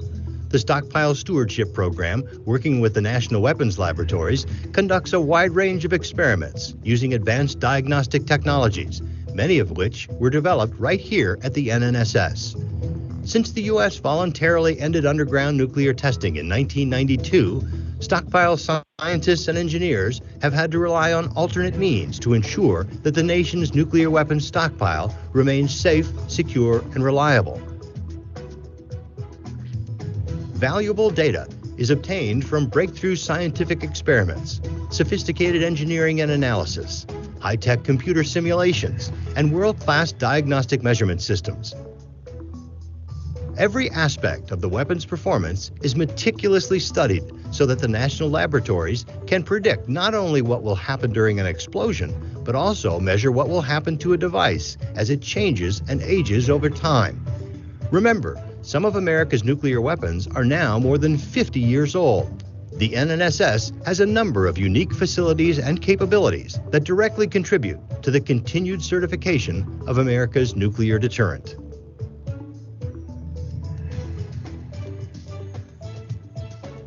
Some of the most sophisticated experiments in the Stockpile Stewardship Program are conducted in an environmentally safe manner nearly 1,000 feet below the ground at the site. The U1A complex, a sprawling underground laboratory and tunnel complex, is home to a number of unique capabilities. Experiments in U1A range from measuring the properties of plutonium under weapons-like conditions to state-of-the-art diagnostic development and X-ray radiography.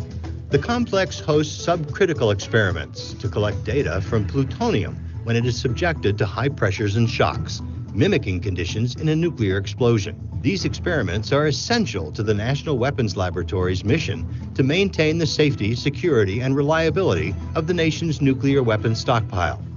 Special technologies such as the Cygnus machine enable scientists to use some of the most highly advanced radiographic technology in the world. All experiments are conducted below the criticality threshold, hence the label subcritical, and are consistent with the U.S. nuclear testing moratorium.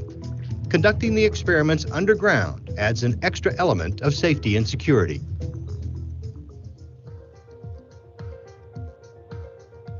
Commonly known as JASPER, the Joint Actinide Shock Physics Experimental Research Facility is a two-stage light gas gun used to study the behavior of plutonium and other materials under high pressures, temperatures, and strain rates.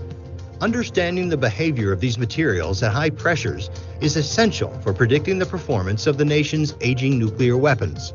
JASPER is capable of accelerating projectiles to a very high speed, 28,000 feet per second, so that upon impact with a small sample of plutonium, the effects of strong shock waves on actual nuclear material can be studied. This enables precise equation of state measurements that calibrate nuclear weapons design and analysis codes.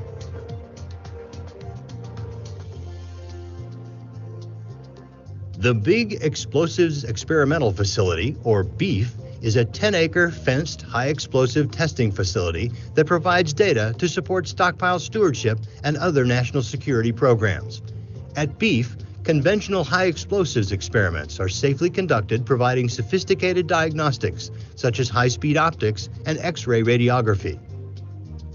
The facility consists of a control bunker, a camera bunker, a gravel firing table, and associated control and diagnostic systems.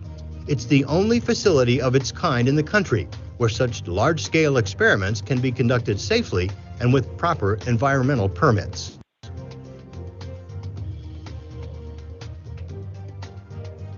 The Dense Plasma Focus, or DPF machines at the NNSS are currently the largest and most powerful of their kind in the world. They emit bursts of neutrons that are used in a variety of scientific experiments. The DPF fusion process lasts for less than 1/1,000,000th of a second.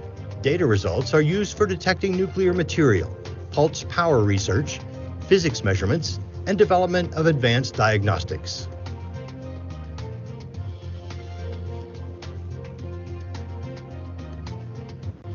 At the Device Assembly Facility, or DAF, scientists use the most modern assembly cells in the nuclear weapons enterprise to work on special nuclear material, radiation test objects, and high explosives in support of experiments for stockpile stewardship and other programs. Because many of the activities at the DAF involve special nuclear materials, this very large complex is secured by a 24-hour guard force and state-of-the-art security systems.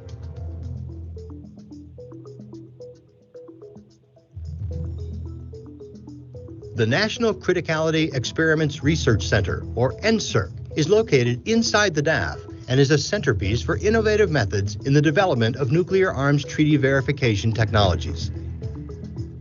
NSERC can host a number of applications, including emergency response to terrorism, nuclear non-proliferation, nuclear criticality investigations for stockpile stewardship and other programs, and numerous training activities to advance the scientific expertise of the nuclear materials community.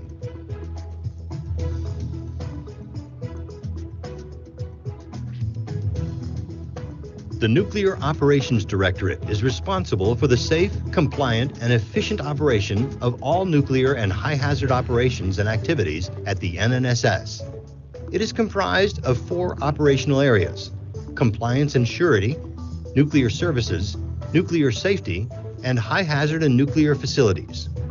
All provide support for the National Weapons Laboratories to conduct nuclear experiments and also facilitate the acceptance of low-level radioactive waste at the NNSS. Nuclear operations helps ensure that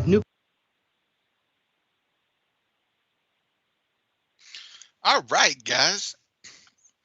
Welcome back. I have 10 till as you're getting all settled in and squared away. Hope you had a chance to stretch your legs and refresh yourself a little bit and ready to go for another exciting let's do an hour and a half, 2 hours of this this SSAB meeting and see where we go. Okay. All right, make sure Kelly was there. All right, so of course she's there. Where else would she be? All right, so let's transition a little bit and think about we had two charges from the chairs meeting, and the first charge, or we've just finished. The second charge has kind of evolved a little bit. And if you guys remember, the first charge originally started about in-state and future vision for the site, and it was for some of the sites. We have a ways to go before we get to that in-state. For some, you know, you're looking at 10, 15, 20 years before you're kind of at that end state. And so it was creating it was hard to find overlap, and it was hard to find some process forwards. So one of the things that DOE has really taken hold of and really been a tool for them is this 10-year strategic vision. And so we're starting with that as our jumping off point, is this 10-year strategic vision. And it really lays out corporately what the goals are for the complex and for DOE to reach success, and then it breaks down locally where the goals and objectives are, and it really gives you a manageable, you know, it's a bite of the elephant you can chew on and swallow. So that's a big deal here. So the task here is to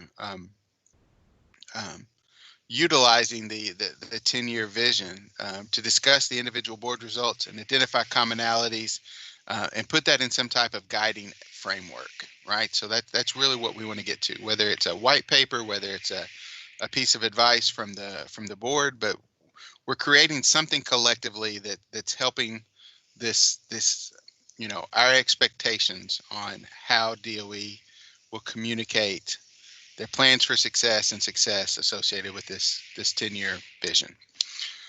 So again, we pulled together another set of spreadsheets, which are fantastic. We want to hang on to those and keep those as part of the formal record for in perpetuity. So we want to make sure that gets tied to wherever we go forward. But we also ask you as individual boards to look at, you know, what are the areas where you think your local site should focus their outreach in pursuant to this this charge too. So we have a set of slides for those. So what if we go around the room and let you guys kind of talk to what's on your slide, and also, if you had a chance to look at any of the other boards, if there were any commonalities or anything you found that was really intriguing from any of the other boards, that'd be great for you to share too. So, Frank, it looks like your site is up first. Are you ready?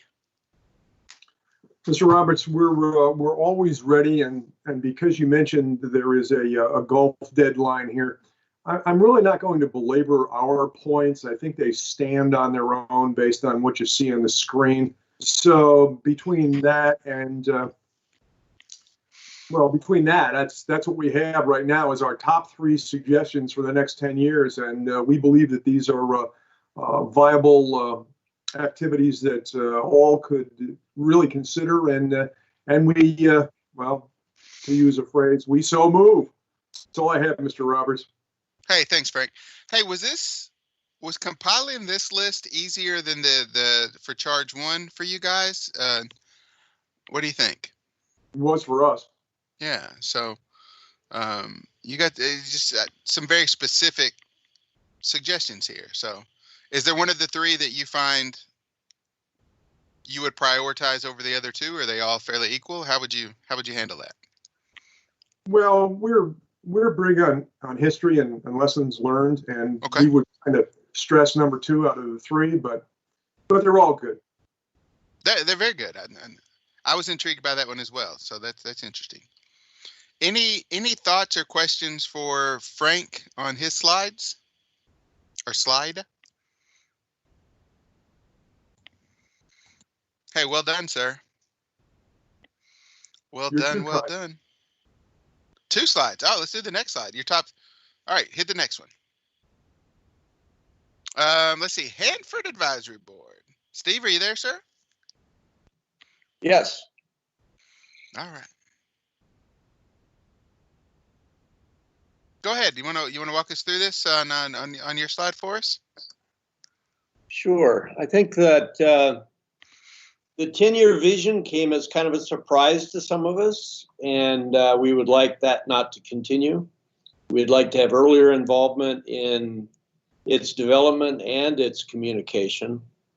And I think that leads us to wanting to get back into what we would call the trust zone, which is really, we need a real collaborative process while this 10-year vision is assembled, because a lot's going to happen in the next 10 years. Hopefully we'll be getting back to normalness, if that is going to exist.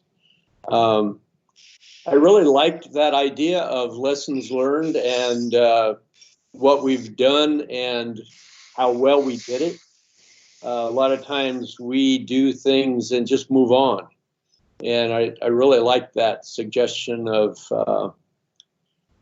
taking a look back at how we've done these things. One of the experiences we had here was that it seemed that some of these things were almost undoable, and now we've done them.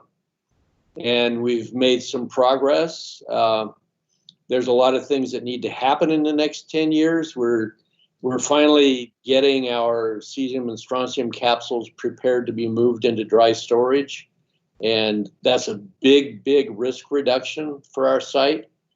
And knowing what level of risk reduction we've achieved by various cleanups would really help us focus on where we're going. One thing that I would personally like to see within the next 10 years is some sort of a more realistic expectation of what our end state might be from the perspective of inventory.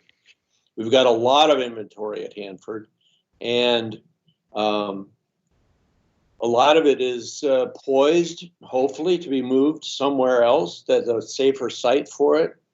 I personally believe our site is what I would call saturated. There's so much contamination and so much material yet to be dealt with.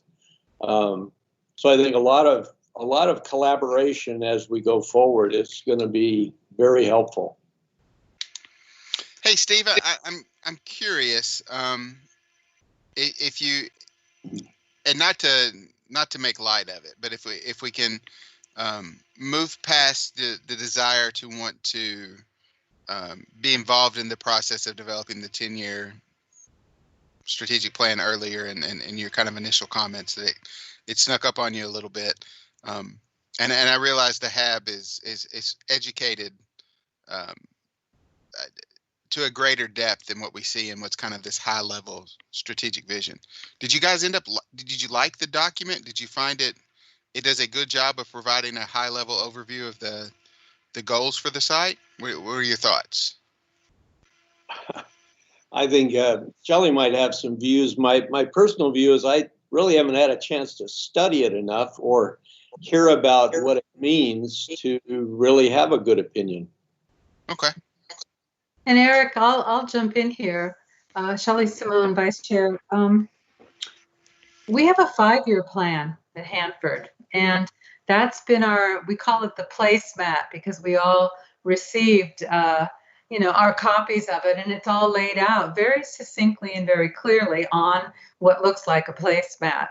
And so for a lot of us, when the 10-year came out, it was like, oh boy, where does the 5-year, are we getting rid of the 5-year plan? Where does that 5-year plan fit within the context of the 10-year vision programmatically? And we have yet to have that conversation where we can do some kind of cross-referencing between the two documents and understand that. And I think it's really time that our site, and I imagine the others would appreciate that also, that we really get some presentations from headquarters that looks at that in the context of the individual sites and the programmatic vision. I think that'd be great. That's why it sort of hit us crosswise. And Steve's right. We're saturated. We've got enough waste. We need answers for final disposition. So, and that really brings us to the other thing that I think headquarters could talk to us about, and should talk to us about, and we would appreciate. And that's this idea of, I asked Mark Gilbertson yesterday about the orphan sites, or not orphan sites, but orphan waste streams. And we have legacy ones, and then, as he said, some that will come over time as we process waste, and that there's now a working group on this. And that really spoke to me, because I've had new board members and even old board members who've come back to the board say, boy, how do we navigate finding out information? And I think we need to have a conversation about that programmatically. How do our boards get more information and understand what working groups are in place? I mean, when Mark said that, there is this new working group, I found myself thinking, so who convened it? Is it under EMAB? Is it under the national academies? To what end?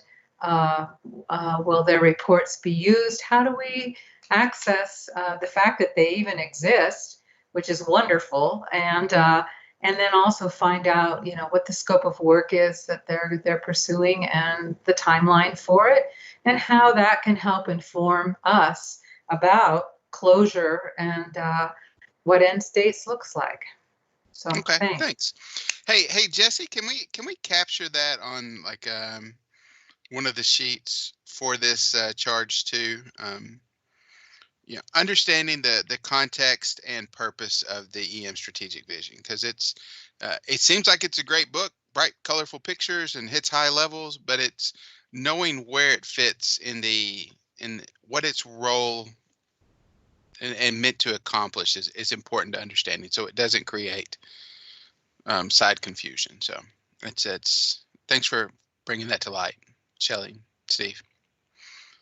All right, so if we slide forward, Eric, next. Can I butt in just real quick? I'm sorry. Please do, Kelly. I had my hand raised, but I'm kind of like that kid when you're in elementary, like, oh, pick me. I've had you blocked for a day and a half, so I don't know. Oh, I was going to mention this at the end of the meeting, but it seems timely to mention it now, that we had sent out the save the date for all of the advisory board members and our EMAB members to participate in a strategic vision webinar. And so I just want to make sure that that everybody did receive that save the date and know that headquarters is going to be putting that webinar on. And that would be a great opportunity to learn more about the strategic vision and how it fits into everything. And if you have questions that you would like answered during that webinar, please send them to me and I can add them into the queue for what the other stakeholders are also asking. And then hopefully we can get your questions answered through that forum. Hey, that's great. And if somebody happens to have that handy, like the date and time for that, if you want to throw that up in the chat. I was looking, but I will spend time looking. And if somebody doesn't mind doing that, just the date and the time for that webinar, we'll make sure we point that out so everybody can pencil it in, and then you can look for the email with the link to the connection. Fantastic. Thanks, Kelly. That's a really great point. All right, northern New Mexico, my friend and yours, Bob Hall. Thank you very much, Eric. So, obviously, people can read these three items that we have on here, but really like to focus kind of on the second one, certainly because, as some or maybe all of you recognize, we're in the middle of a lawsuit with the New Mexico Environment Department over milestones and targets and so forth. So, what it really boils down to is this life cycle cleanup vision for the site, and the state of New Mexico and DOE do not have the same vision for that, and many of the constituents that we have do not have the same vision for that, and so we're kind of in this midst of trying to reconcile and even understand where our constituents stand in this. So we've kind of got a problem at this point as far as for the next 10 years. We certainly have, and I know Shelley mentioned, it was kind of a surprise. And I think it was a little bit of a surprise to us too, except that information had been presented to us previously. So we can't claim ignorance there, but we probably just didn't focus on it. But at this point, we need to, and our challenge at this point is trying to resolve it. We have a committee, even a consent order committee that we've had now for 2 years, trying to wrestle with prioritization and so forth. So it's one of our big challenges is to try to understand this and understand what everybody wants. When you talk about end state, what is that end state? Because we have unregulated landfills. People want things dug up and hauled off. Others don't. So we're still wrestling. We're in the midst of trying to figure this out. Thank you, Eric. Thanks, Bob.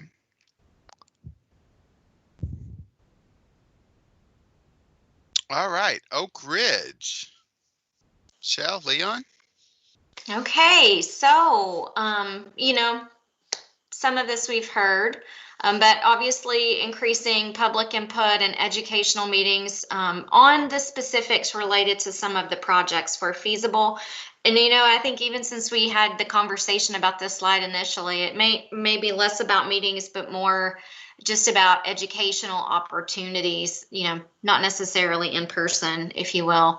And then of key interest for us, which may, I haven't heard this quite as much, but haven't had a chance to get through all of the spreadsheets, is expanding the workforce development, whether through contractors or specifically through the DOE activities. Todd talked about this yesterday, pretty important as we think about the continued mission and how long that mission, the lifeline, if you will, of that mission. We need to make sure we have the right talent to be able to get this work completed.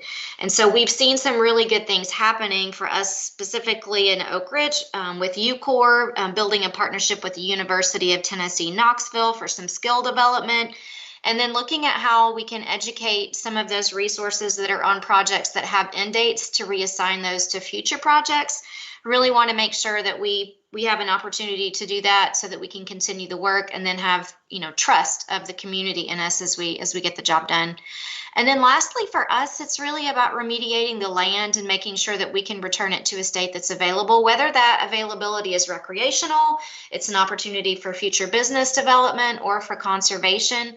That's really important that the citizens of our community have really entrusted us to make sure that we are advocating for the best possible future use of that land, and we want to make sure that that's made a priority. Perfect. Thank you, ma'am.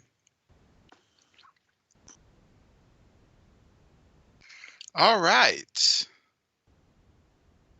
Let's look at Portsmouth. And I think you're going to see a couple of similar ideas that we just saw from Oak Ridge. Bob? Hey, yes, sir. Yeah, you can see our slide there. We've been working off a life cycle baseline now for the last few years and have an end state in sight for the completion of our plant. We're getting ready this year to begin actual demolition and beginning to put materials in the on-site for our first process building. We have 3 large process buildings. And within the 10-year plan, by the end of 10 years, we should have 2 of those buildings down and be working on the 3rd by that time. And our site will look dramatically different than what it does now. You know, we've ever since I've been on the board, everything's been structured to get to this point. And now we're actually going to begin to start putting deposits into the on-site cell. We've transferred 1 parcel, and we should get a 2nd parcel transferred this year, which will be about close to 10% of our actual site will then be transferred to the Southern Ohio, Michigan incentive. And you know, they've got someone wanting to put a lab on the first site they've received, and they're about to receive some more land. So everything's moving along quite well. You know, we're a small site, less than 3,800 acres. But you know, we're at the end stage. We're just moving toward the end fairly rapidly, you know, compared to a lot of the other sites. You know, within a 15-20 year period, we may be completely done. So that's what we're trying to do now. We're going to start digging up the plumes, trichloroethylene to use as fill dirt, and start taking down our process buildings, and we're just charging forward at this point. Perfect. Thanks, Bob. I really appreciate it. All right, next up in the list, Paducah. Don? Thank you. As you can see from the list, groundwater success story is one of the things that we're really pushing. We're in the process. DOE is developing a video to go with this. We have found that during this COVID period of not being able to meet, we've not been able to gather together to go over their storyboards that have already been created. And as soon as we can get back together again, we'll start again with that project so that we can share the successes with all of our stakeholders that are out there, because we have been able to pull our TCE plume back within the site boundaries. And so we are making progress and are very proud of that as well. But as we move forward, much of our work isn't visible work that's going on.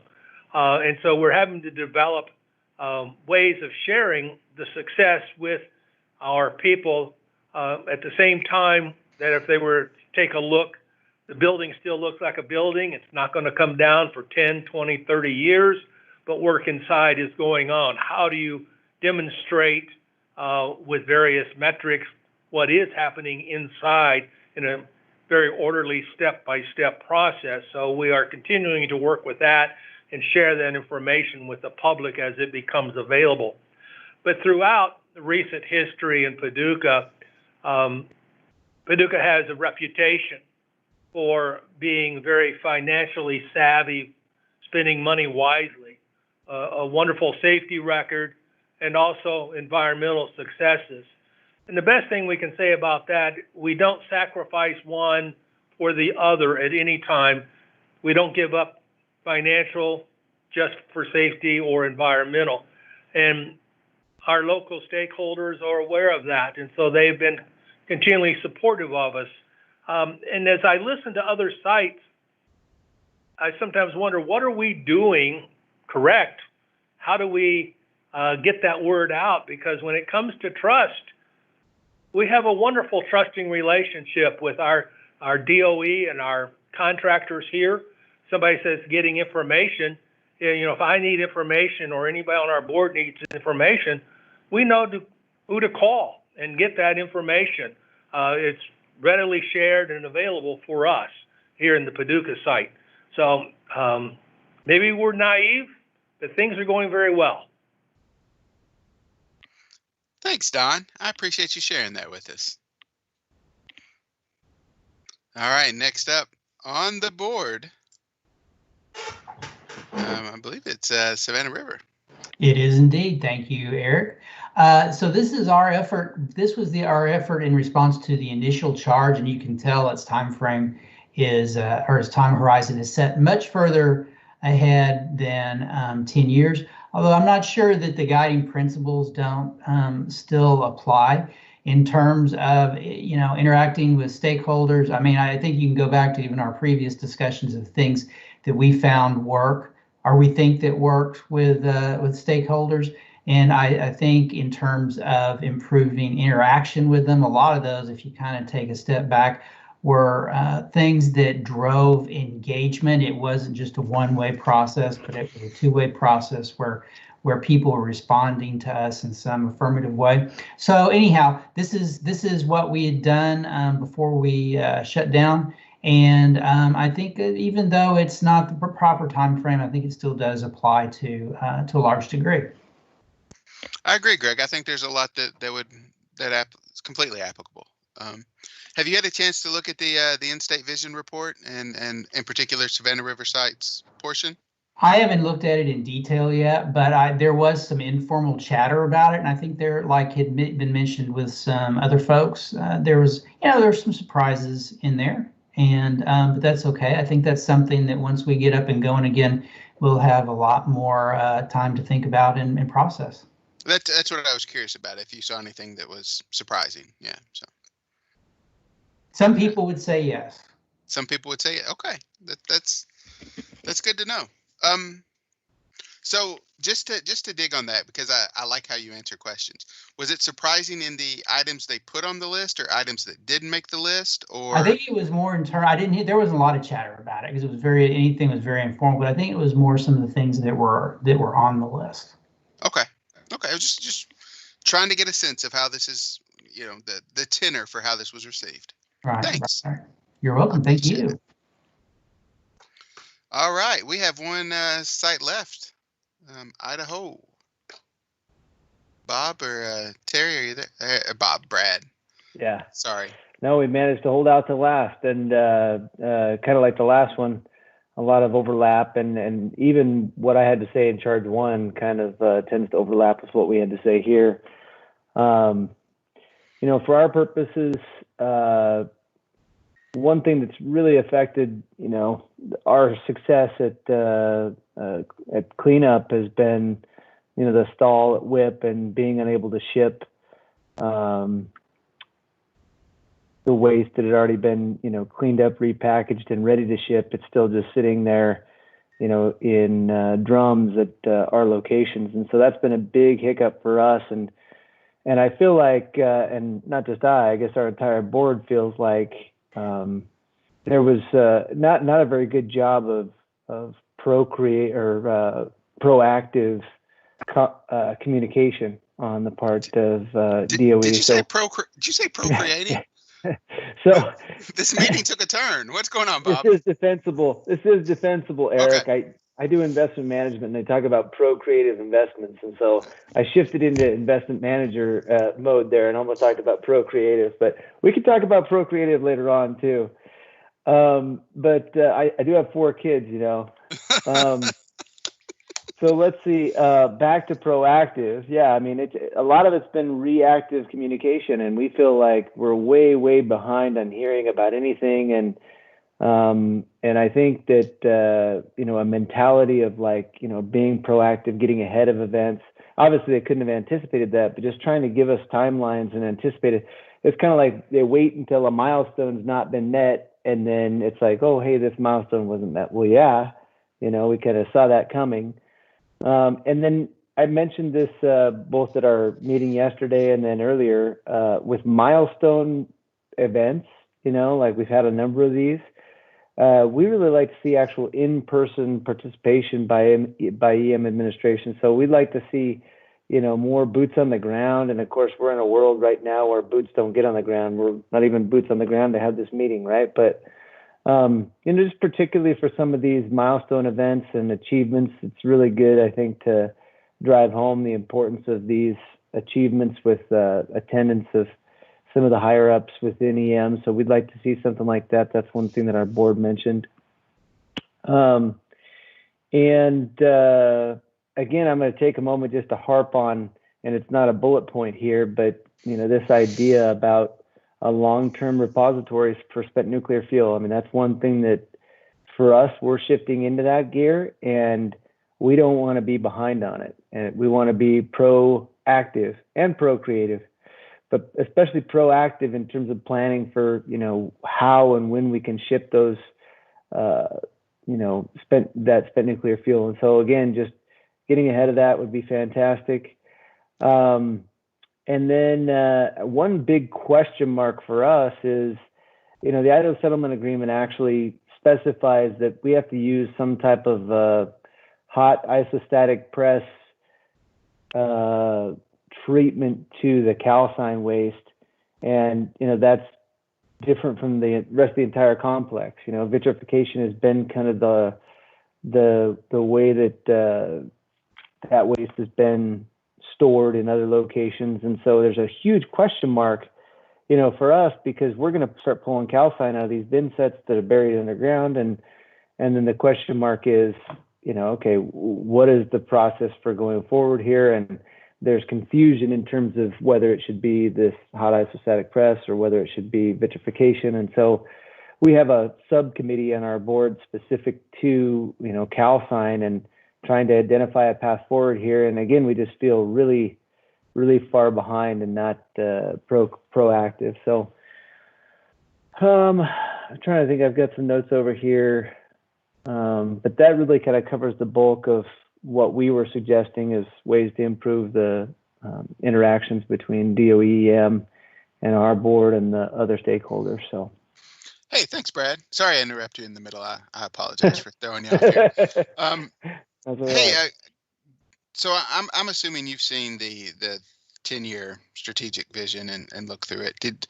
What was your take on the items listed for Idaho? Was it pretty? I didn't have the surprise factor that many others have mentioned, and maybe that's just because I kind of go with the flow, and maybe it's because I don't have a lifetime background in, you know, waste processing. But no, when I looked at it, I kind of felt like, yeah, they pretty well got it nailed on what kinds of things need to happen under what timeline. And so I didn't have the same experience, not to invalidate others. Certainly they probably have good reason to feel everything that they feel, but just for me specifically, and I don't know, maybe Terry could chime in there, but I didn't have that same reaction to what they kind of selected and highlighted and identified as what should be done over the next 10 years. Okay, that's good to know. Terry, did you want to jump in on that? I know she was on the phone, so she might have stepped. Okay. All right. So as you know, as we I'm start on to. now. Oh, hey Terry, go ahead. Hey, it just takes a second to get unmuted from the phone, but no, Brad's right on what he mentioned. I agree with him. So. Okay. Perfect. All right. So here's the question. We are encouraged to collectively pull together some type of product out of this that we can roll with headquarters on how they are communicating. And while there seems to be a little a case to put this in context, which is good advice to give. You know, help us understand when this is your 10-year vision. You know what this document is. Are there other things that you guys have heard from collectively from the sites that you think would be a good idea to include in some type of product on this? Feel free to raise your hand or just jump in.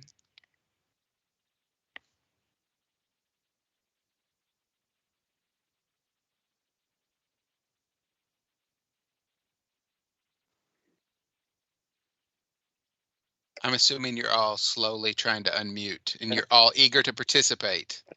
This is Shelley. I guess I'd just like to share the idea of getting back to more transparency. I think I'm hoping with this new administration, we can get back to a more collaborative position, feeling that way, but also actually in actuality. So I'm wondering if it wouldn't help if people came up with values around that, and we worked from a values point of view, you know, from the different sites. This is Steve Wigman. Steve, go ahead. And one of the challenges we have is 10 years is a drop in the bucket. And, there's a lot of decisions that need to be made in the next 10 years. There's some very specific progress-oriented activities that are going to happen. We're going to start treating tank waste. We're hopefully going to get the cesium and strontium capsules into dry storage. We'll hopefully stabilize some of these underground sites that are dangerous. And that's good progress, but it's hard for us to think about our mission in 10-year increments because we don't even know where it ends anymore. It was going to end on my 100th birthday, but I'm going to have to reincarnate in order to see the end of it. So while 10 years is important for progress, it doesn't get us toward the end state, a sense of the end state. And that's an issue that I don't quite know how to wrestle with it yet, but we used to have life cycle thinking here. And unfortunately, due to a lot of interesting events, it takes longer than we thought it would. And for example, we don't know where we're going with high level waste. We don't know if we're going to redefine waste so that it can be managed based on its hazard. There's an awful lot of unknowns for us during this, the entry into this 10-year period. Hopefully by the end of the 10-year period, our sense of ourselves is a lot more solid. But right now it's a little bit amorphous. Hey, Mark Gilbertson, can I put you on the spot a little bit here?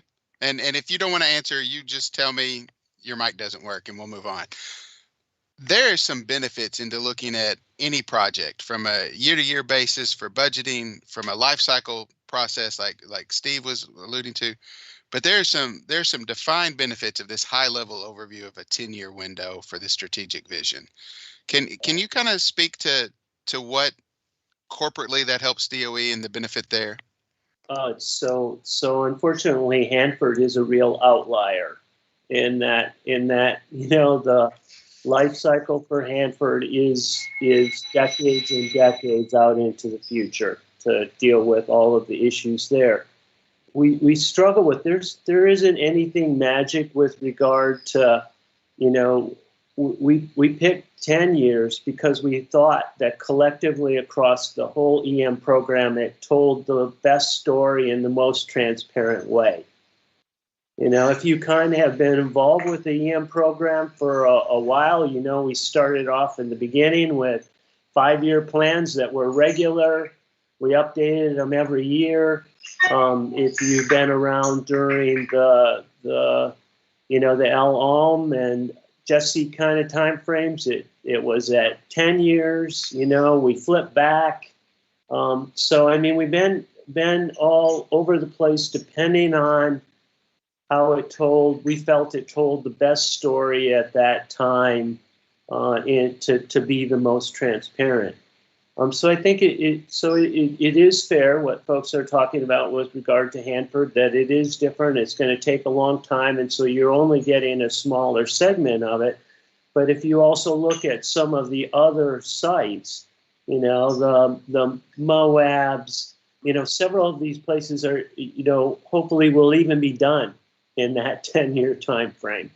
And so we're trying to tell a balanced story across and not lose some of those near-term things by talking about 20-year visions so it really is not, it was not done with the intent of trying to mask anything. It was done with trying to, across the whole program, tell the story so that it transcended the 3-year budget cycle, so it transcended administrations, gave a little bit of a view beyond a 4-year window for administrations, and told the best story for EM. And that's how we arrived at the 10-year vision kind of a deal.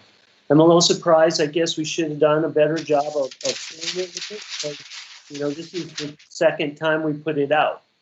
And I think that maybe perhaps with the COVID situation and the way we could not do as many in-person kind of meetings, that probably was one of the things that suffered over the last year, was the rollout of the 10-year vision.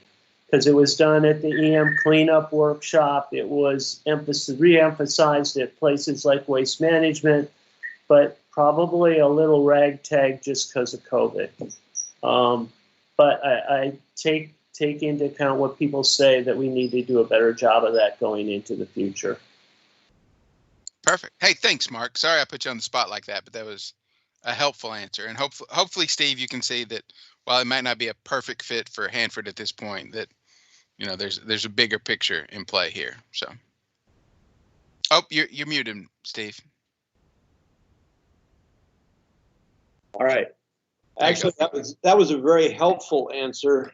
Having been involved with Hanford for however long, 40 years or something, I've seen a lot of different planning efforts, and I'd just like to see one stay in place long enough so we can all get used to it.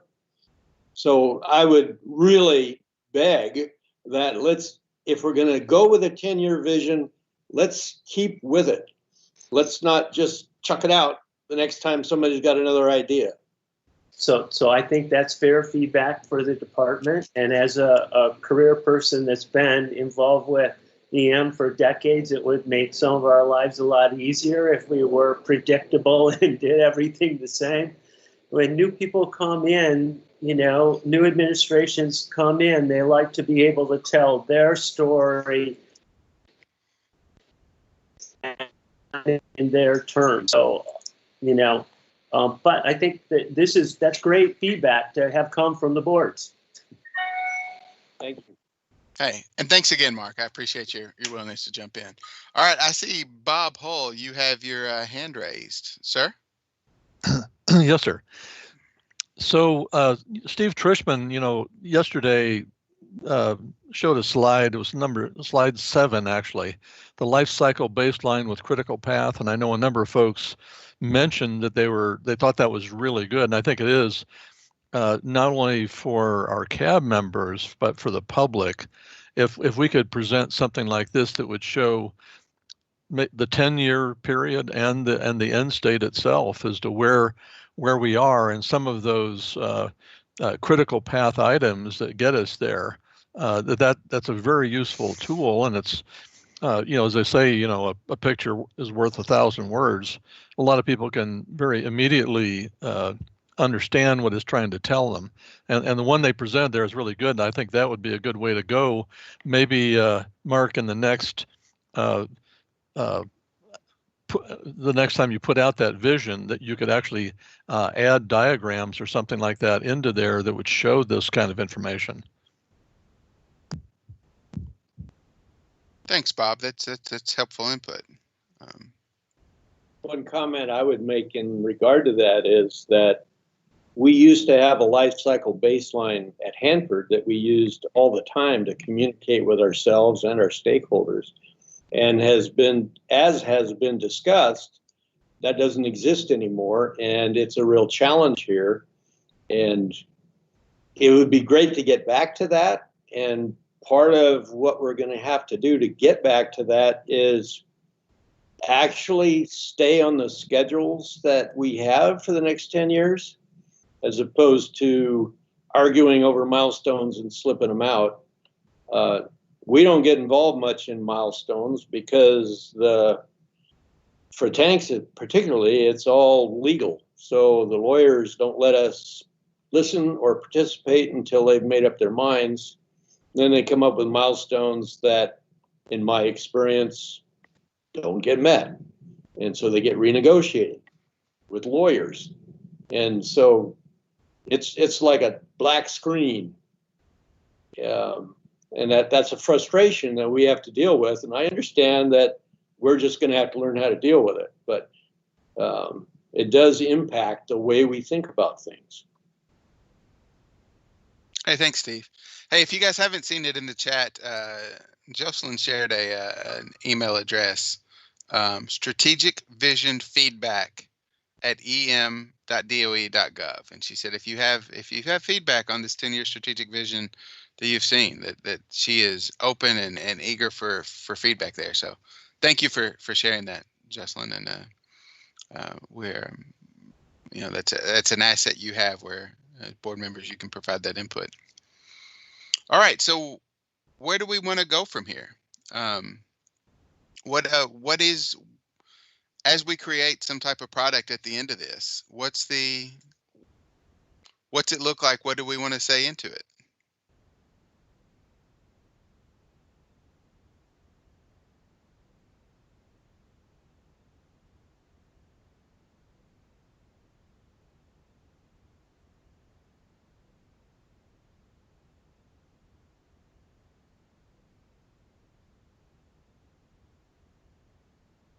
Eric, can I ask you a question? Sure, Bob. This is Bob.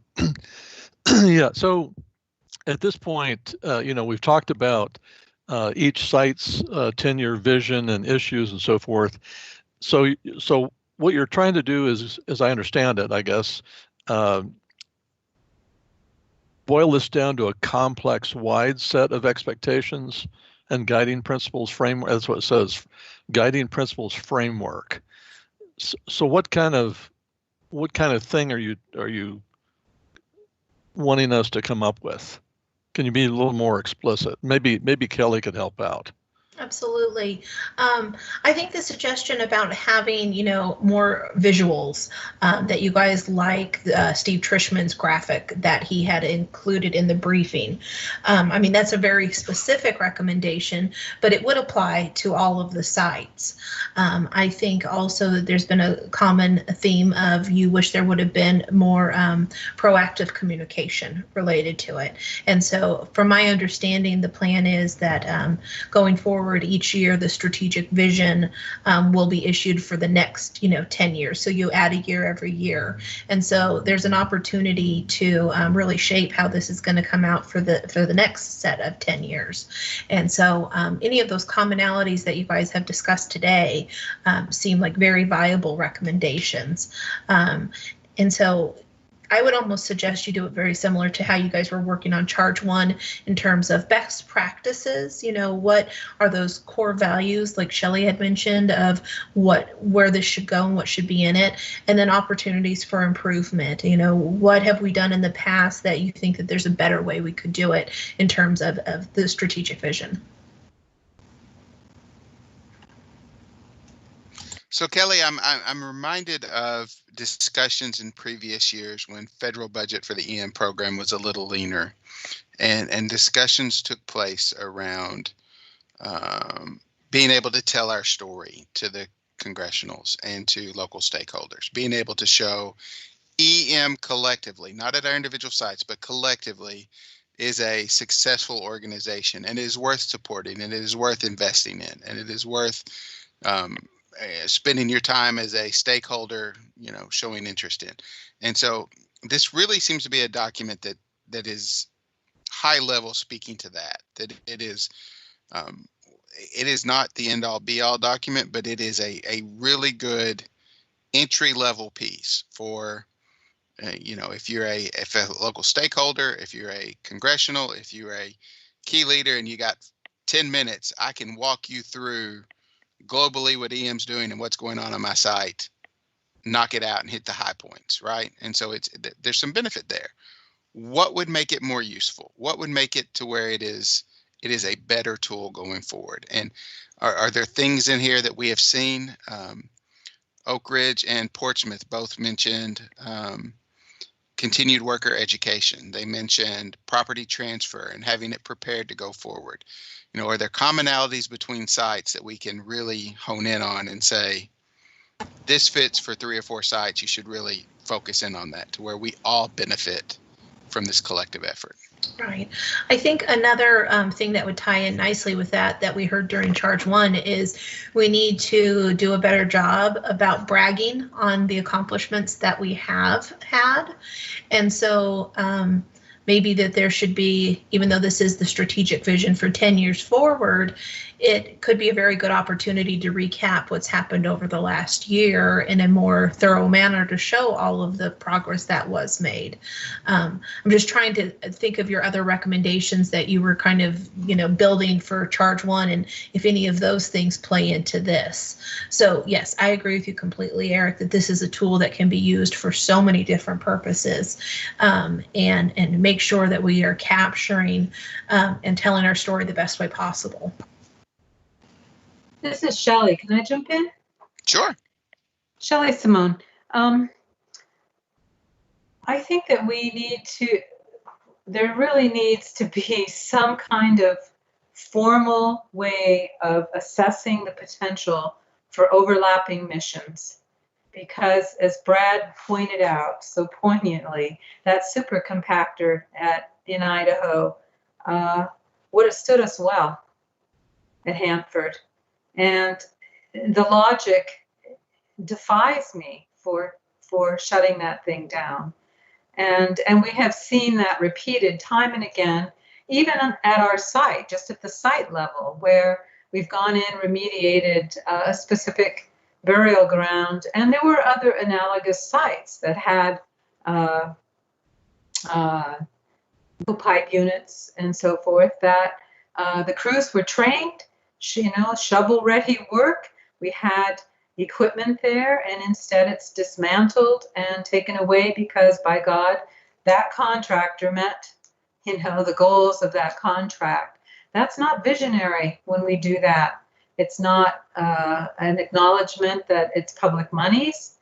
It's all of our money, and that there is a potential. And so there's got to be, to my mind, a much better assessment, of the potential for overlapping missions. And I know that contracting for that, getting funding for that, really flies in the face of the expediency of needing that kind of assessment. It's a difficult process, but we've got to look it in the face. I think we really do, if we're going to be successful and not waste money. And so I'd like to see that built into the 10-year plan. And so Shelley, one of the things that you might consider building off that for a recommendation purpose is, are there ways where you could say, hey, included in this 10-year strategic vision document, you highlight cross-site activities, right? Where there's benefit to multiple sites and there's cost efficiencies and why that's important, and kind of go that way. So then if you're required or you're encouraged to list it every year, you're also subtly encouraged to go find additional, right? If I can't make Brad sell more, but if I incentivize him to make more contacts, then ultimately it's going to, that you kind of lead the horse to water. And so I think you have the potential to create some recommendations to kind of soft walk into this, to say, hey, this is how you can do this, and as an example, that compactor could be one you could move towards in the future. Steve, Shelley, you guys both had your hand up. Were one of you thinking something? Both of you thinking something? That's just legal. A thought on what Shelley was just talking about. We used to have what was called lead sites, and we would share information, and we even shared equipment. And this kind of discussion would lend itself to that kind of a context. That seemed to have gone away, as things do go away. We don't always keep good ideas, but we create new, better ideas. I thought the lead site concept was pretty effective at communicating on these kinds of issues, and also transferring equipment. I don't know if anybody even remembers that. Back in the old days, it seemed to work. But like Shelley said, we have very specific contracts now that are throwaways at the end of the contract, which, that has its benefits too. Sure. So are there other things that you could identify that should be or could be added to this 10-year strategic vision that would make it more useful? I have to personally study it a lot more before I can answer that question. Bob? You know, one thing we've talked about milestones, certainly, and we talked about the diagram that Steve Trishman prepared yesterday, which identifies the critical path, you know, the different building 1, building 2, D&D, and so forth. But associated with that is money, because it's not, you know, a lot of our sites get probably about the same amount of money every year, but when it comes to a certain point in time in your milestones, there may be something that's going to require significant input of funding in order to be able to carry out that. So, and that's why it's on the critical path anyway, probably. But I think aside from just simply showing the life cycle baseline graphically, that is that we should also have some means of showing that, you know, 5 years from now, we're going to have 10 times as much money to be able to execute this particular step.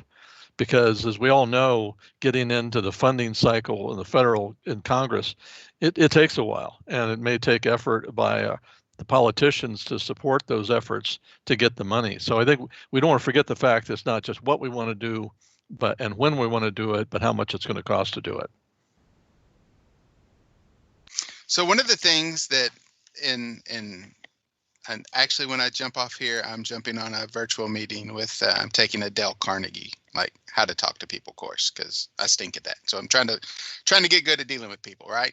And so one of the things they talk about is you've basically got 2 minutes to get across your whole point, right? You got 2 minutes, and if it goes longer than 2 minutes, everyone shuts out, no one cares, right? And so it's a little bit with this, similarly with this 10-year strategic vision. You know, this is a high-level document.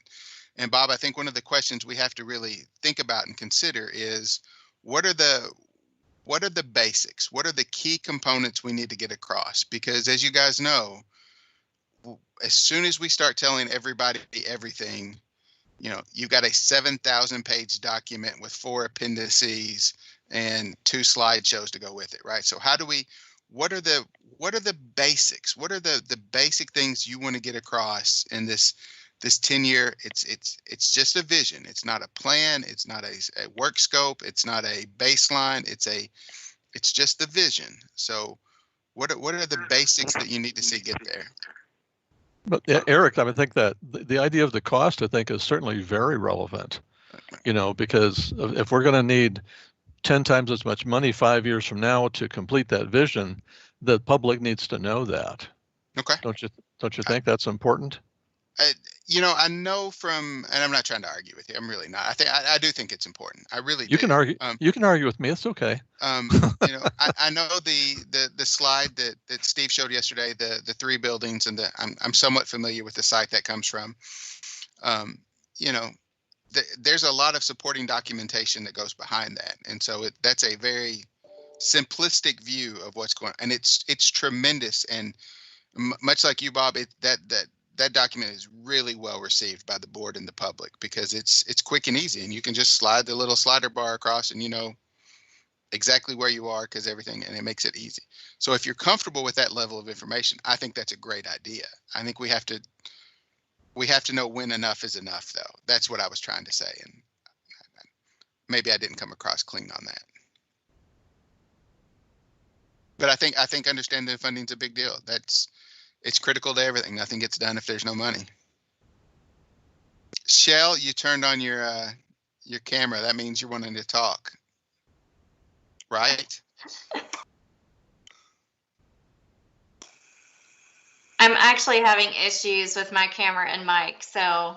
Oh, okay. I thought you were getting ready to. Barely that I was trying to talk, but. So what do you think about all this? Go ahead. It is working now, so that's good.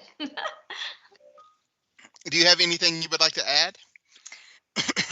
You know, I don't. I think this has been really good discussion. And I think your point about the fact that it's a vision is a really good one. It's not meant to be the be all end all, but I think it is important. And I also think that us having more visibility into it proactively or in the solicitation for input is really important as well. But I don't know that I have anything else to add to the conversation right now. Okay. Hey, real quick, and not to put you on the spot, but you had said you thought this might be the effort you wanted to volunteer to help.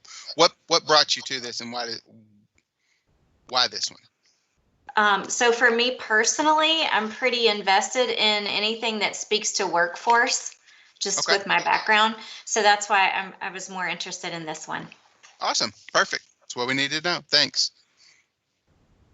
All right, we got a little bit longer. Any thoughts on what you want to see on this before we start begging for? Bob Berry, your hand went up, and then I see Shelley and Steve. So, Bob. All right, this is Carlton. Bob was trying to click in. Oh, I'm sorry, Carlton. That's all right. I've been sitting and listening to the conversation, and I guess in this 10-year frame we were talking about, I heard people talking about their private successes, milestones of this nature. I think one thing that I would like to see or for us to think about is collectively, we're 8 units or something like that out here in the complex, but we never really hear about anything that has happened, say like in Hanford, until we come to a chair's meeting. We don't, in our local newspaper, we don't hear about it. So we don't know the successes or the failures or, well, we did hear about the collapse of the tunnel, that was national, but we normally don't hear about the successes of each one of the complexes. And I'm thinking that somehow or another, if we could put that into that 10-year success plan where it was shared all across the complexes, so that when Portsmouth had a big to-do, New Mexico, Idaho, everybody else knew about it. Now, one reason why I'm also thinking this is important is because, as Bob had stated earlier, we could be out of this in 20 years possibly. Well, if everybody is watching our successes and where we're at, in 20 years, there's what I heard somebody else say earlier, there's a pile of money that's going to come back to the table, and that money will get to be spent somewhere else in the complex to carry on the next 10 years. Maybe it wasn't Hanford, because Hanford is 40 years out, but it could be one of the other sites that now, Paducah, that might have been 20 years out. They'll get to say, look at grabbing that pot of money. So I think sharing the successes nationally, or however we could get it across, and keeping an eye on each one, because like I say, we're a pie, but we're private. We're off to ourselves, I think. And sometimes we don't share, all of our successes. And I think that might help in this 10-year vision to keep that out front. That's all. That's an interesting point, Carlton. And Kelly brought up in the chat that there is the EM newsletter and the EM. Make sure I get this right. There's the bulletin, the newsletter, the weekly update that kind of covers successes that go on other sites, so they're available in the electronic format. But you are somewhat right when you hear another site's name brought up at a board meeting, like the ears perk because somebody got in trouble, right? It's never good news. It's always like, oh, there's a little gossip going on here. So who did? So it's it's probably something that could be done better, is to celebrate collectively EM success and not just what we're doing. So Aaron, and just one other thing that I can't remember who actually brought it forward. But I also favored the fact that when we do have these successes or reach these little milestones that we have at our various projects, is that the headquarters people come in and clap their hands, to say job well done, and let the citizens of the state or wherever the project is, let them realize that they're being watched by the national, because they are the ones, the EM made the promise to the American people to clean up this land. So let them share in on applauding the workers at these various facilities with a hand clap that you're doing a fine job. And at the same time, that keeps that eye of the general public plastered toward wherever that project is being located at. Thanks, Carlton. Hey, I see Shelley and Steve have their hands up. Shelley, did you have anything you want to add, or is that a lingering hand? It was a lingering hand, and now I have something I'd like to have us think about. And one of the things I'm thinking about in the 10-year plan is that it's not all inclusive, and I personally have interest in sites at Hanford that are not on the table for cleanup right now. And so that really begs the question of how do we talk about cleanup that we haven't committed to doing yet? And how does that happen, and in what way? And how does the public find out that it even needs to get done? The reality is we have WIP. The reality at Hanford, we have transuranic material. We have 42 miles of unlined burial grounds that we are not addressing yet. Are we going to dig all of it up? No, probably not. But how are we going to pac-man it? How are we going to go in and be strategic and do the characterization, and when, for heaven's sake? And how does that line up with, our major commitments to getting a direct feed low activity waste going?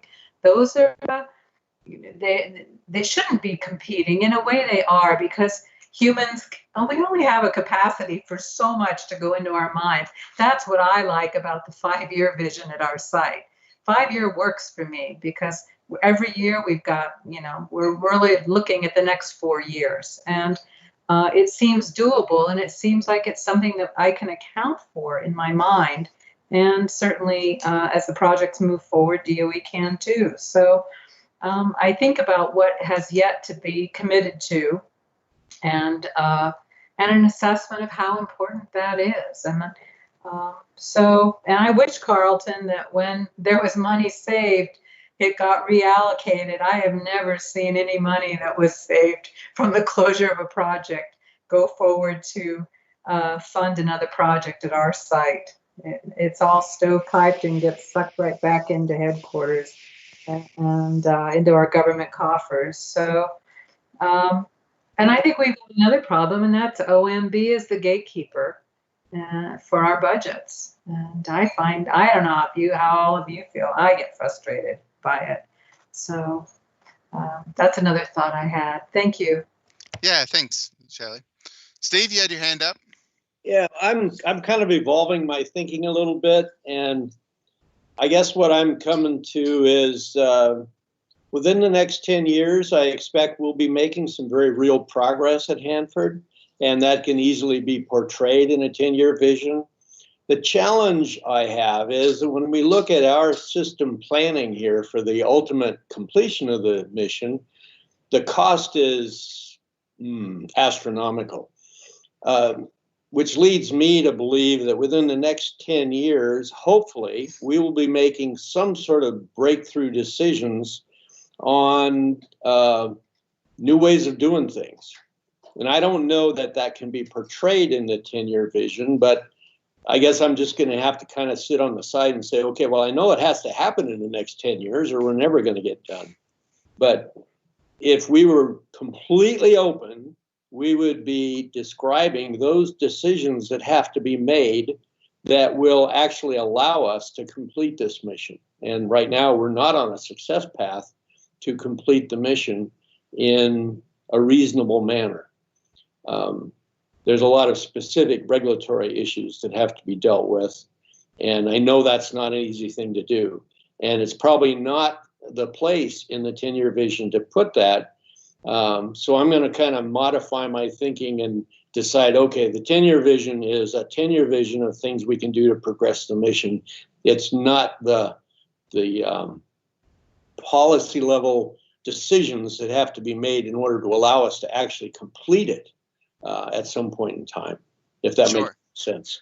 Absolutely. And I also think if you keep in mind the 10-year vision is not a site specific document. It is an EM program document covering the whole program. And so, you know, there can only be so much about any one site. And so you get your page, 2 pages, and you know, add a couple big pictures, and there's 300 words to cover everything that's going to be happening in the next 10 years, right? So it obviously it doesn't cover all the work. It doesn't cover even a fraction of all the work, but you can cover the big ticket items, the big projects that are going to lead to success, so that as you go forward, you can easily go, hey, look, this was on the list. This is what we're going to do. If you are looking for something else out of this vision document, I'm afraid at least initially you're going to be unsatisfied. So the question is, what do we need to do to make it better? Are there other things that we can suggest that would make it better from a global perspective? Not necessarily for your site piece, but from a global perspective.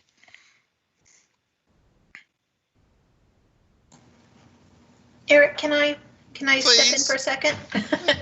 So I've heard a lot of suggestions for things that would be useful to have, and there's obviously been a lot of discussion regarding if it should be in the strategic vision or somewhere else. And so that also could be included in your recommendation related to this charge.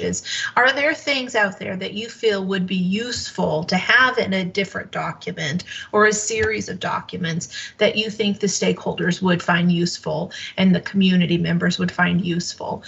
So I know that the charge specifically, is talking about the strategic vision, but that doesn't mean you have to limit your recommendation to that. If you are seeing an area where there is a need for additional information and you have ideas for that, please consider including those in your final recommendation when you start tackling this.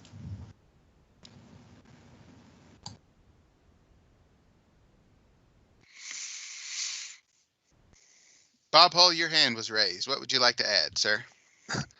Yes, this sounds really good. Actually, I was thinking that because of the fact that this document is kind of a boiled down essence of things, of looking forward 10 years, that perhaps if somebody wants to know more details, there should be hyperlinks to link them to other information if they wanted to know more about a specific thing, that they could look at that.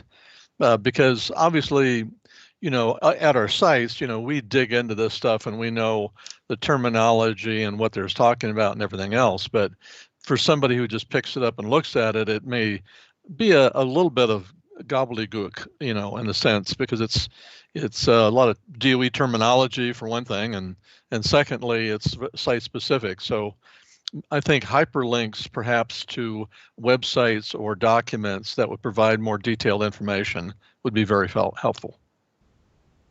It's a clever idea, Bob. And especially since more and more of these documents are electronic based, that's an easy, and save the trees. It's a win-win.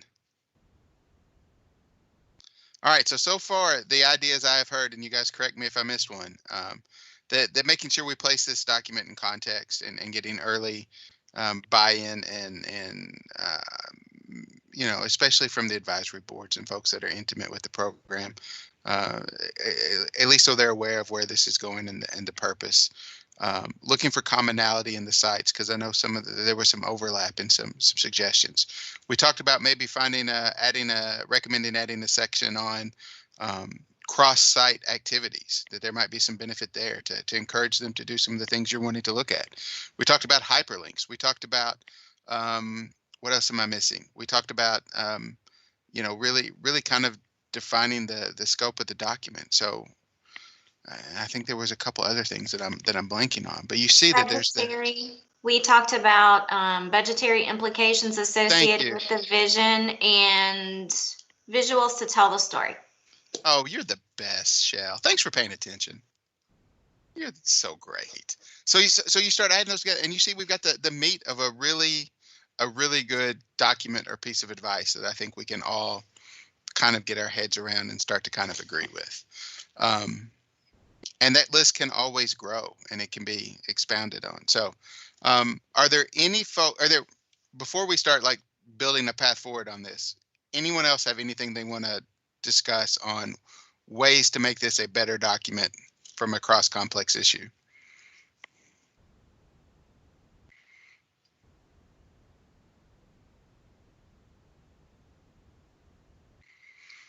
Okay, so let's talk about how we're going to move forward on this. Eric, can I ask one question? Please. Was everybody aware of the strategic vision documents before we brought this up as a charge, or were you unaware of it until we brought it to your attention related to the charge? The reason that I'm asking is, that we've now put out two versions of this, the 2030 vision and then the 2131 vision. And I've heard a number of people say that they haven't really had a chance to go through it, and I understand very busy lives, but is there any thought on the accessibility of the document, and how did you hear about it? Is that something that we need to look into, is how we're getting the word out relating to the strategic vision? Because going back to the charge, we had talked about, what are the communication expectations related to the strategic vision? I want to make sure we don't lose that aspect of the charge. This is Shelley Simone. I could speak to that. Go ahead, Shelley. Thanks, Eric. When the document came out, it was distributed to the primary seat person in each chair for our board.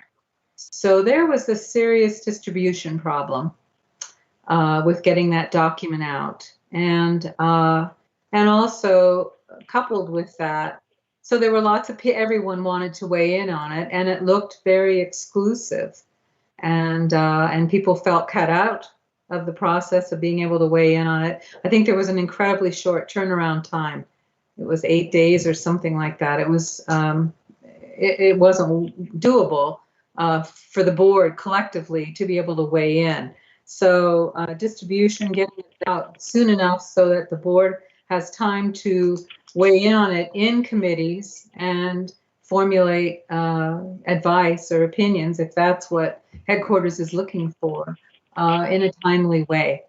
And that's probably one of our biggest issues at Hanford, is just being able to take in information, synthesize it through our committees, and get it back out so that it is advice that is timely. And so look at that for the 10-year vision.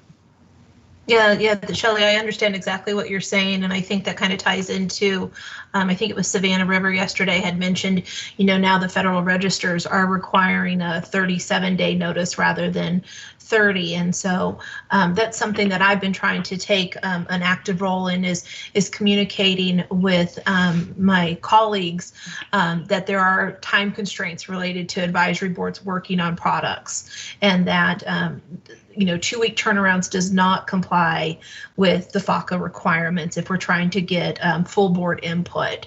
So I appreciate you bringing that up, Shelley. It is definitely something that I am trying to communicate on my end to make sure that we're giving people as much time as possible, but also continuing progress at the same time. Great. I have one other perspective, and that's from the facilitation support system for the board, and that's who gets this information within DOE that supports our boards, and then does it get distributed? How does it get distributed? That's incredibly important. And so I can answer that. Typically, most things that go to the boards, if they're going to be distributed by the headquarters advisory board team. So Michelle, Alyssa, and myself. If we send things out, we have 3 different mechanisms for sending information out. We can send it to the DDFOs, the federal coordinators, or the contractor staff. Depending on what the product is, we may send it to all 3, or we may just send it to one of the entities. But that is something that we're actually working on right now, is updating all of our contact lists to make sure that we have the most appropriate person on distribution, and having the sites identify to us who they want that point person to be, so that we make sure that we're always getting the information out to the correct person, and then that person understands the expectation of where the information needs to be distributed to. So we are actually currently working on that right now to make sure we're getting that done efficiently, because once again, communication is so important, and we want to make sure that we're getting the information out there. Thanks. That's pretty. Hey, I see Steve's got his hand raised, but I'd like to hear from some of the other boards on Kelly's question on the accessibility and what you knew about the strategic vision document previously. All right, Steve. Oh, you're muted, buddy. Getting used to this. I found it kind of interesting the way it came out. I was just getting used to the 5-year plan. And then all at once, there's another one from headquarters, and I never even knew it was coming. And I've got a couple of days to look at it. I didn't really take it seriously. Now I will take it seriously. And sometimes it takes me a while to catch up, because I'm not 47 or 48. But now that I know it's important, I'll pay attention. But I'm not well informed right now, so I'm not going to be much help in the go forward, other than to acknowledge that it's a 10-year window, and there's a lot of stuff that's going to happen on the side that's going to affect Hanford. I hope things happen on the side, because we sure need it to. So I appreciate everything you guys are trying to do to get us tuned in, and I hope it stays in place long enough for the tuning in to have meaning. Perfect, thanks. So what about some of the other sites? Were you familiar with the strategic vision, and what was your experience seeing it?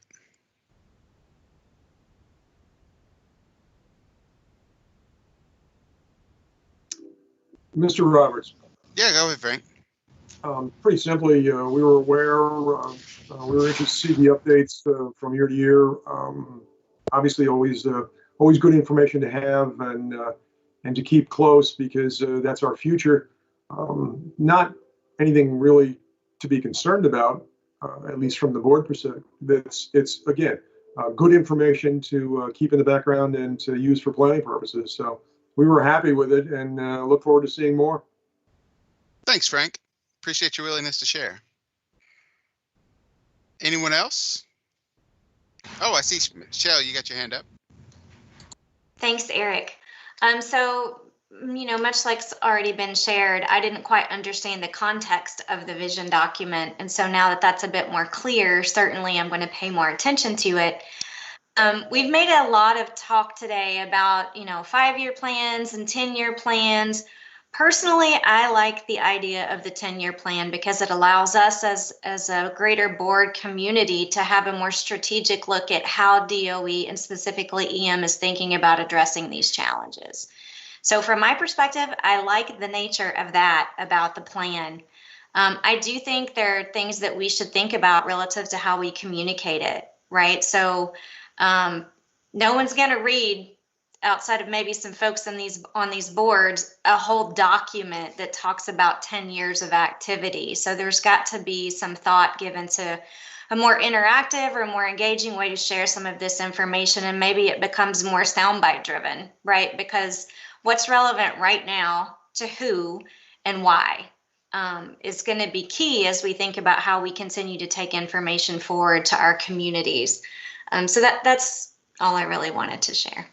No, thank you for that. That was helpful. Anyone else? Eric, this is Bob. Bob, Oh. there you are. Yep. Yeah, so actually we did receive it, and certainly the Manise and the staff are always very good about getting this information out to us. But it's probably true of all the cabs that we get inundated with emails on all kinds of stuff all the time. And so, the relevance of something or the importance of something, sometimes it can get lost. And if it isn't probably in close proximity to a meeting that's coming up, many of our board members tend not to actually look at it until just before the meeting or something like that. So the longer lead time we have to look for something, the better it would be, obviously. And we would even have more of an opportunity to alert our members to take a look at it and provide feedback. Thank you. Bob, it's interesting you pointed out the volume of materials you can receive serving on one of these boards.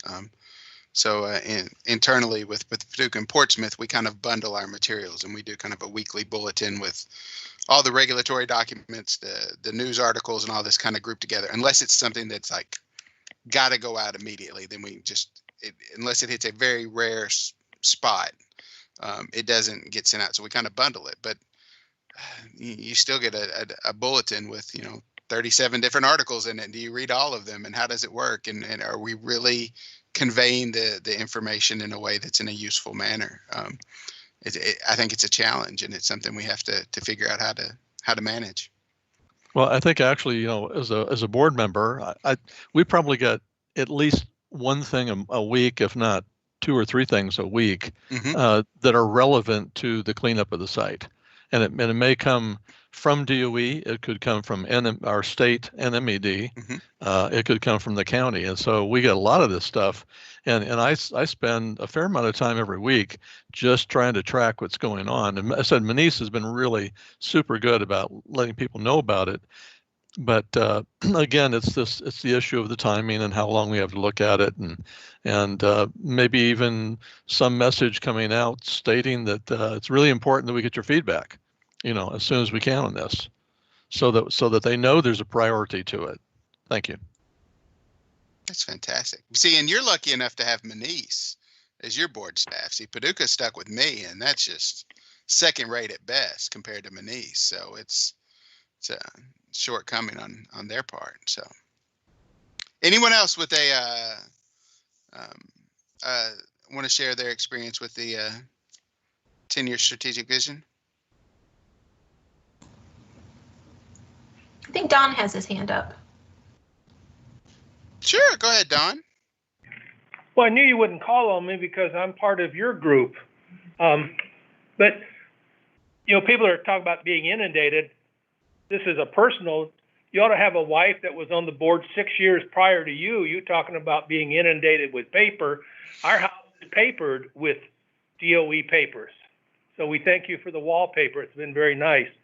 But Eric, in looking at this, I keep coming back. I'm looking at the original document that was sent out, and 2 things: commonalities. And as I look across these, certain things do keep jumping out that are commonalities that I think should be able to be developed into some site-specific expectations across the board. The one that keeps coming up, because I think it affects all of us very much so, is coming out of Oak Ridge, and that's workforce development. And it's not new this time. I can remember sitting next to Shell. I guess we were out in Idaho, and that was one of the issues even that she was talking about there. That's something that she believes in strongly. And so that's a commonality that I think there would be, whether you can say it's going to be 10 items, 15 items, but it's not going to have to be a lengthy document to pull all this together. Perfect. Thanks, Don. I would have gladly called on you when I saw your hand go up. No problem.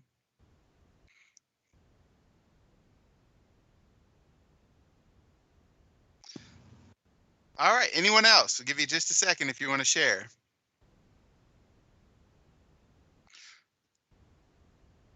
All right. Let's talk for a few minutes on how we want to approach this,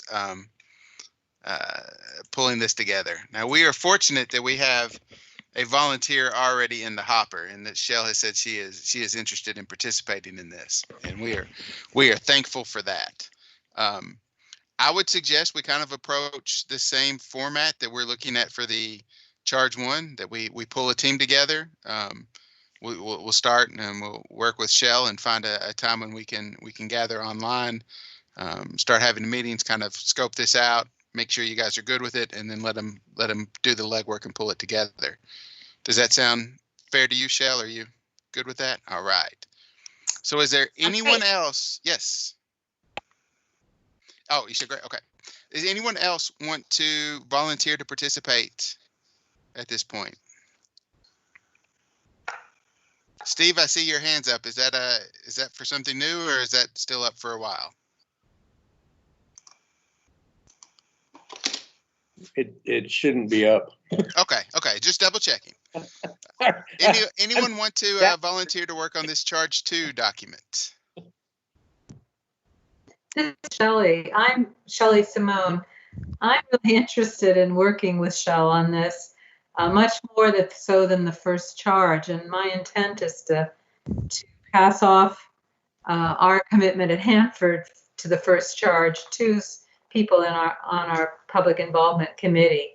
So shall I be more than willing to help make some bullets? Great. Fantastic. Thank you. All right, Jesse, that's 2. Can we are there at least a couple others? Eric, this is Bob Hall. I'd be happy to help. Thanks, Bob. Hey, and then, without checking with Kelly, I'm going to go ahead and extend the same offer. If there's somebody that at your site that this is their wheelhouse, I think the more people we bring into this national conversation, the better off we are, for lots of reasons. One, because not all of the board members get a chance to interact on this level, and that's really great. We're stronger as a larger group, so we want to do that. So if there's anybody on your board, let us know and we'll reach out to them, see if they can get involved. So anyone else interested in volunteering here?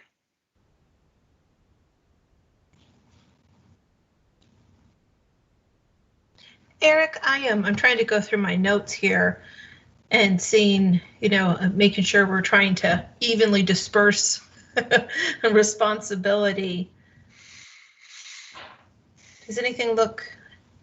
I was just making sure that we weren't too heavy on any one side. I don't want to burden anybody.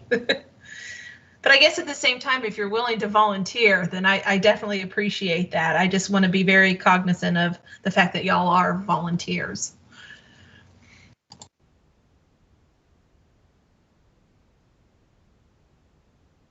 You mean to say we're not actually going to be paid for this? It's double your normal salary at this point, so that's good news. You get all the overtime. I don't know if we say this enough, but the fact you guys are willing to volunteer this amount of time and put forth this effort, I mean, it is a difference maker, and it's what makes us such an effective group. Not only your local boards, but collectively as a national board. It carries a big stick, and it's well respected. And as most of you know, this is the single largest FACA board in the country, not just within DOE, but in the country. And that's because of your willingness to put in this time, and I am continually amazed at the amount of time and effort you guys put into this. I for one am incredibly thankful and blessed that I get to participate in this. But I'm just always amazed by you guys. So, with that being said, anybody else want to volunteer? Since I said I liked you. All right, so we've got Shelley, and Bob on this one. You pull Shelley off the first one, and we will replace her with somebody else from Hanford, and that gives us, I think we had 5 on that first list, give or take, and that gives us a good starting point. And I really encourage you, go back to your boards, ask them if they want to participate, ask them if they want to get a chance to get involved, find your next set of leaders and ask them to participate in this and really get a chance to.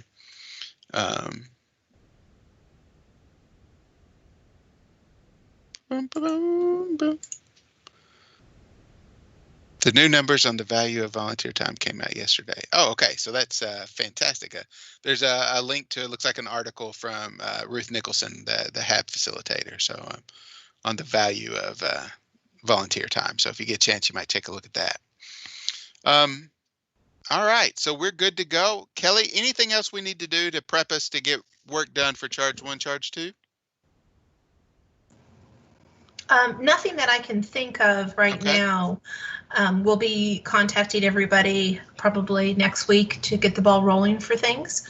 And I just appreciate everybody's willingness to give us so much great information and volunteer your time to bring it all to a product.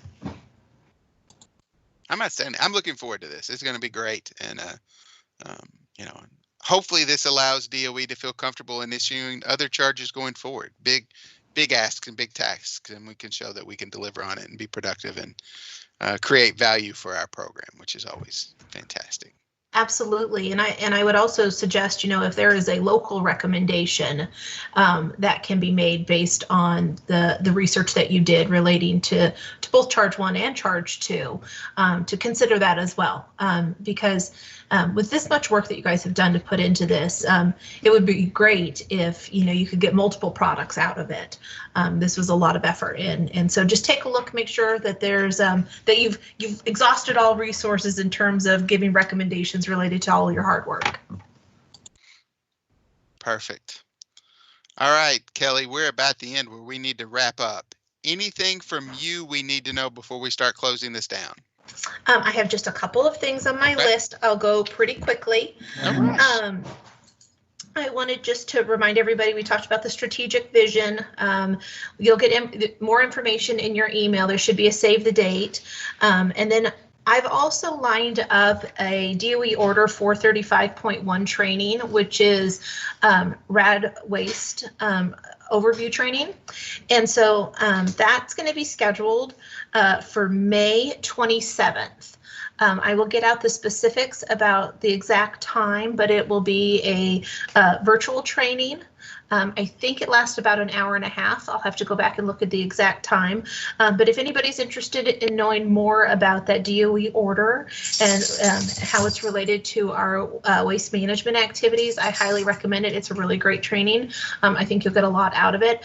That's not just for the chairs, that's for your entire board. So anybody who's interested from your board, we'll have a RSVP mechanism, and the date for that again is on May 27th. I also wanted to make sure everybody has on their calendar the upcoming chairs meeting dates. Idaho graciously offered to host the fall meeting since northern New Mexico was planning to, but the date had to be moved because of a conflict. And so Idaho has tentatively booked a facility for us for the week of October 4th. So hopefully we'll be able to meet in person, and we would follow our normal schedule where we tour and then a full day meeting and then a half day meeting. So that's for the week of October 4th. And then Paducah is scheduled to host the spring meeting. They're still looking at dates for when we can get that on the books, but just as a placeholder, Paducah has agreed to do our spring meeting. And then we are going to try to get back to northern New Mexico and be in Santa Fe the week of September 5th, 2022. So I know everybody has busy schedules. I just wanted to give you placeholders now.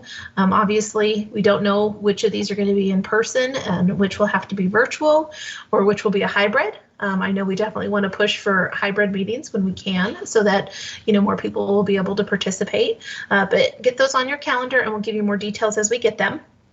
And then I also just wanted to give you a heads up. I know that northern New Mexico was one board that received a heads up NEPA notification. It was probably about a month and a half or 2 months ago, and I had sent that to Manise asking her to get it out to the board. And from what I understand, people have not always received those in the past. And so one of the things that I'm trying to do is work closely with our NEPA office to make sure I'm aware of any NEPA interactions that are taking place that would be of interest to your specific boards. And so when I find out that there's a document coming out that you'd be interested in making a public comment on or has scope within your site, I'm trying to get those out through my mechanism in addition to, the local mechanisms. And so that way between the field and headquarters, we can make sure to get you looped in so you know that there is a public comment period that you might be interested in providing comment. And then I did want to just briefly touch on the membership packages. I know that it is very frustrating. I've been in your seat. I know what it's like to be in the field and trying to recruit members. And then when you have members that are interested in or candidates who are interested in participating and then making them wait for several months to actually be able to participate is frustrating. And many times we've lost really good potential candidates because they have found other volunteer opportunities that they'd like to pursue. So I want you to know that I'm aware of that, and I'm working very hard to try and get these packages approved. I do want to say that one of the reasons that the packages, in addition to the change in the administration, one of the things that we're trying to do is even increase the diversity of the boards more than they already are. We want to make sure that the communities that you live in are being represented in entirety as much as that we can. And I know that the boards and the field offices have been doing a great job of trying to, spread the word that there's membership opportunities. And so that's just one of the things that from a leadership standpoint, I have been told to continue to encourage everybody to please look at the diversity of your board, make sure that your board mimics and mirrors the communities that you're in. If you have suggestions for people who could be a good member on the board and would provide diverse viewpoints and perspectives and from their various backgrounds, that would be wonderful. And so that is another one of the reasons that the membership packages have taken a while to get approved, is we are going through and really making sure that the boards represent the communities that they're in. At the same time, I do want to say I understand that it can be very frustrating when you don't get enough applications that you were hoping for. I know sometimes we have multiple seats that are open on a board and we don't get as many applicants as we have open seats. And then there's some sites who have more applicants than they have seats available. And so just to understand, I do understand that perspective, and I'm trying to work as closely as I can to increase the efficiency of how these membership packages are in the queue and being approved. If there's any changes or updates on the packages, I'm communicating that with your local staff and making sure that they get that information to you. If you have any questions about the membership process or what happens when a package is sent up to headquarters, I'm happy to explain that. I fully did not understand it until I was sitting in this seat, all of the different parts that take place. And so if you have questions, just reach out on anything. I'm here to answer questions. And if I don't know the answer, I will find somebody who does, and we'll get that answer to you. And that's everything on my list, Eric. Awesome. Fantastic. Anybody with any quick questions for Kelly before we move on? Eric, this is Bob. Yeah, Bob. Yeah, I just wanted, on these two charges, on these two groups that are going to be working with you, do you have a timeline involved with these things about when certain things have to be accomplished? So my hope is that over the summer, the two committees that essentially have been formed to tackle each charge will have a draft product that we can come to the fall meeting with and say, okay, let's discuss this draft product. And hopefully, cross our fingers, I know this is a lot to ask, but it would be great if we could then get consensus during the fall chairs meeting that, yes, we're happy with this product. Let's take it back to our local boards for final approval. So that's my hopeful goal. I have a second question for you also that really has to do with COVID, and that's in the fall meeting. The decision, who's going to make the decision is whether you're going to have the fall meeting in Idaho, and what would be the issues if people come from states that maybe have restrictions and some states don't, how is that going to be handled? That's a very good question. I think in the end, it's going to be a joint decision between our host, Idaho, as well as headquarters, because we need to make sure that we are abiding by all local requirements, and then also taking into consideration what the headquarters posture is as a whole for the complex. And so in terms of final decision, I think it's going to be a joint decision between headquarters and the site. I think, and if I'm wrong, please let me know, but I think the majority of people would prefer to have an in-person meeting if we can in a safe manner. That's what I've been hearing offline. So I think our goal is to try and have it in person if all policies and guidelines can be abided by. But it's a very good question in terms of how we're going to deal with people coming in from multiple locations and the rules that they would then have to follow. Does that help, Bob? It does. Thank you very much. Good. Yeah, that was a great question. All right. Any other questions for Kelly?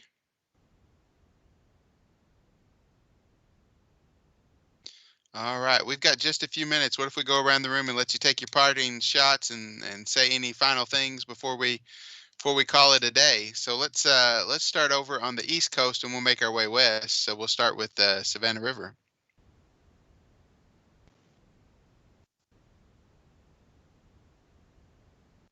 Sorry about that. I dropped my internet connection, and thank you for a good meeting. It sounds like we made a lot of good progress.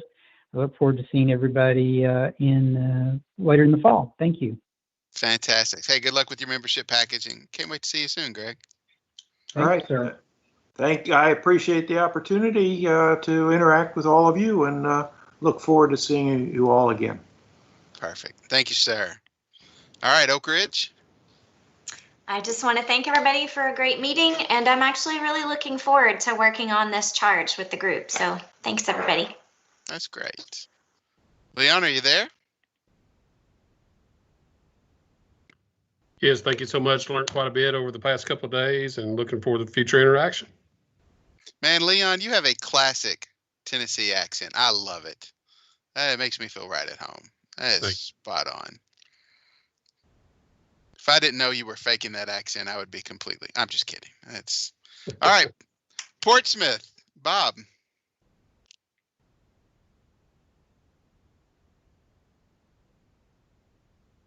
Carlton, either of you there?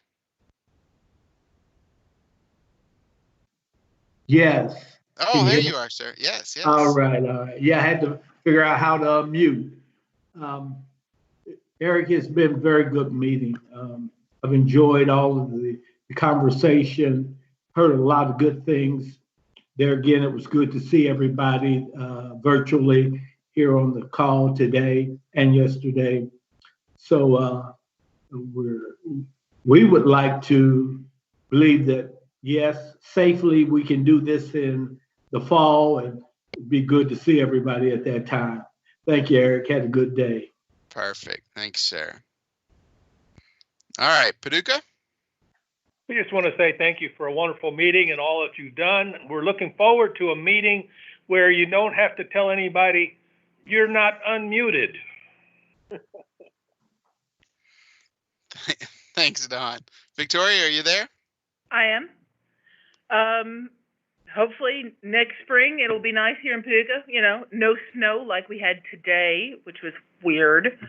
The only kind of comment I have is that for future meetings, it would be really nice to have a dramatis personae, a list of every single participant, especially on a virtual meeting where I'm just seeing like a whole bunch of initials. Okay. It's hard to keep up with who all is here. It'll be a little bit easier in person when you can see faces, but I think that would help, especially new participants coming into the meeting, just to have a list of everyone participating, not just the chairs. That's good. We can take that action. Thanks, Victoria. All right, let's do northern New Mexico. We've got Bob and Joshua.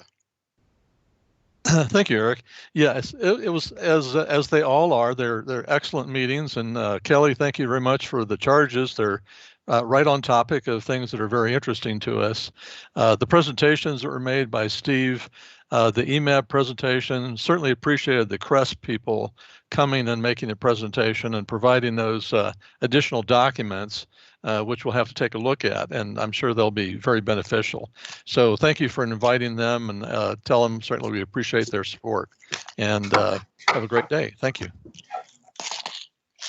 Joshua, are you there? Yeah. Yes, I'm here, and I just want to echo Chairman Hall's words. And it's a great learning experience. And you know, the things I hear is, you know, all of us are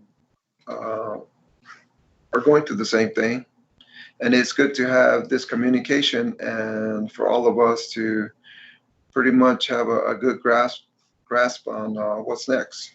And looking forward to our next communication. So everybody have a safe, healthy, happy year as we go move forward. So thank you. Thanks, Joshua. Appreciate it. All right, let's do Frank and Anthony in Nevada. Mr. Roberts, I want to thank you for a great job as always. I'd like to make sure that the Nevada staff understands how much we appreciate their efforts for putting this thing together. It's always great to see the good job they do. Want to thank all the attendees for their interest and dedication to come and either present or at least be present for this activity, because, well, I don't know, some people know how much I do not love Zoom meetings. In any event, that's enough of that. And just as a side note, I like Tennessee so much. I spent some time in Nashville last week at Centennial Park. So hope everybody stays well, and maybe we'll see each other sometime in the future. Well, that's outstanding. Anthony, are you there? Yes, I'm here. And I'd like to thank everyone for a productive meeting as well. And I'll echo Frank in saying I'm looking forward to when we can safely meet in person rather than being trapped in these little boxes. You know you're not really trapped, right? That's all right. We need to do a little intervention for Anthony over there. All right, let's go to Idaho. We've got Brad and Terry. All right, hey guys, appreciate everybody tuning in. This is a good time. I really enjoyed the presentations, and more than anything, I guess the conversation and the insight from each of you with your sites. And gosh, I had a whole bunch of things I was going to say, and now I'm kind of drawing a blank. Oh, I was going to tell you, I told you I'll share my age. You know, I'm turning 42. I won't be sharing my golf score. So I'm going to keep that one to myself. And then this is just kind of fun too. At the end of May, I'm going to spend 2 weeks out there kind of right around a bunch of you guys. My brother has a place in the Red River Gorge in Kentucky. So I'll be kind of like right between Portsmouth and Oak Ridge and Paducah, right there smack in the middle. So good for you. I'll wave at you as we go by. Man, you enjoy it. That's God's country right there, buddy. That's outstanding. It is. Yeah, my brother's got some vacation rentals there, and we just let the kids play and dig up salamanders in the ponds, and it's just amazing. Good time. That's awesome. All right, Terry, are you there? I'm here. Yep, thanks. Good meeting. Look forward to working on Charge 1, and hope to see all of you guys in Idaho in the fall. Thanks. Thanks, Terry. Appreciate it. All right, let's do Hanford. Stephen, Shelley. Yeah, I think this was a great meeting. I learned a lot and made me realize how much I got to learn. I'm having a real challenge as the new chairman trying to keep up with email and finding documents and deciding which ones I need to read first. I have some pretty good ideas now what they might be. I have to tell you, I'm very impressed at where the outreach program is from the early days here at Hanford, where we couldn't talk to anybody about anything. The sites have done a great job. DOE has done a great job. And I just got to say, during this COVID time, to still be so active and so effective is very impressive. I appreciate that. Awesome. Thanks. Shelley? I want to say thanks, Eric. I thought it was just a fine meeting, and I really appreciate the staff that supported us. I needed a lot more hand-holding because my internet provider literally lost all of my email, and I didn't see it for a good 3 weeks. So that's a frightening thing. I really wish we only had 3 pieces of of mail that came from Hanford in the course of a week. Unfortunately, it's usually a deluge. So I envy you, some of you that have less going on at your sites. I'm looking forward to the fall. And Kelly, thank you very much. Mark, thanks very much. I really appreciated getting the handouts early. Steve's and Mark, your presentation, and who else? Oh, the CREST presentation. It was nice to have that in hand and to be able to take a look at it before we started. Thanks. Awesome. Hey, I know a couple of you alluded to it, but we need to make sure that we send a special thanks out to Jesse and Patty, Kevin, Ari, Bernie, who were kind of operating things behind the scenes and keeping us smooth and operational and up. And there was a lot going on. And as you guys know, to make this thing happen. And Barb, don't forget Barb. I was getting to Barb. Okay, we can't ever forget Barb. Who could forget Barb? But Barb, managing this and getting us all together and getting us the information, and Barb is a take charge kind of gal that gets the show running, and I love that about her, and she makes us very successful. So Barb, kudos to you, ma'am. Congratulations. Heck of a meeting. Anything you want to say, Barb? No, we were just honored to host a platform, and hopefully in years coming, we can have it again in person in Nevada. We look forward to that day. That'd be great. What Barb's not telling you is she has sworn that she will get the SSABs to the Mob Museum. She really wants everybody to go to the Mob Museum in Las Vegas. So she's going to make it happen. If the last thing I do, right, Kelly? Yes. Eric, thank you so much for everything. You've done an amazing job facilitating this and really getting the group to go down a path and make a lot of success. And so thank you. This is not an easy job for you to do, and I really do appreciate it very much. No, it was great. I enjoyed the conversation. It was it went much easier than I was afraid it was going to. I was a little worried. The virtual platform makes it a little tough, and you guys are great and make it easy to discuss things. But I truly miss talking to you guys on a personal basis between meetings, during breaks, after the meeting, going dinner with you. I am so looking forward to that in Idaho and getting to spend some time with you guys individually. And that's just one of those things that I'm looking forward to.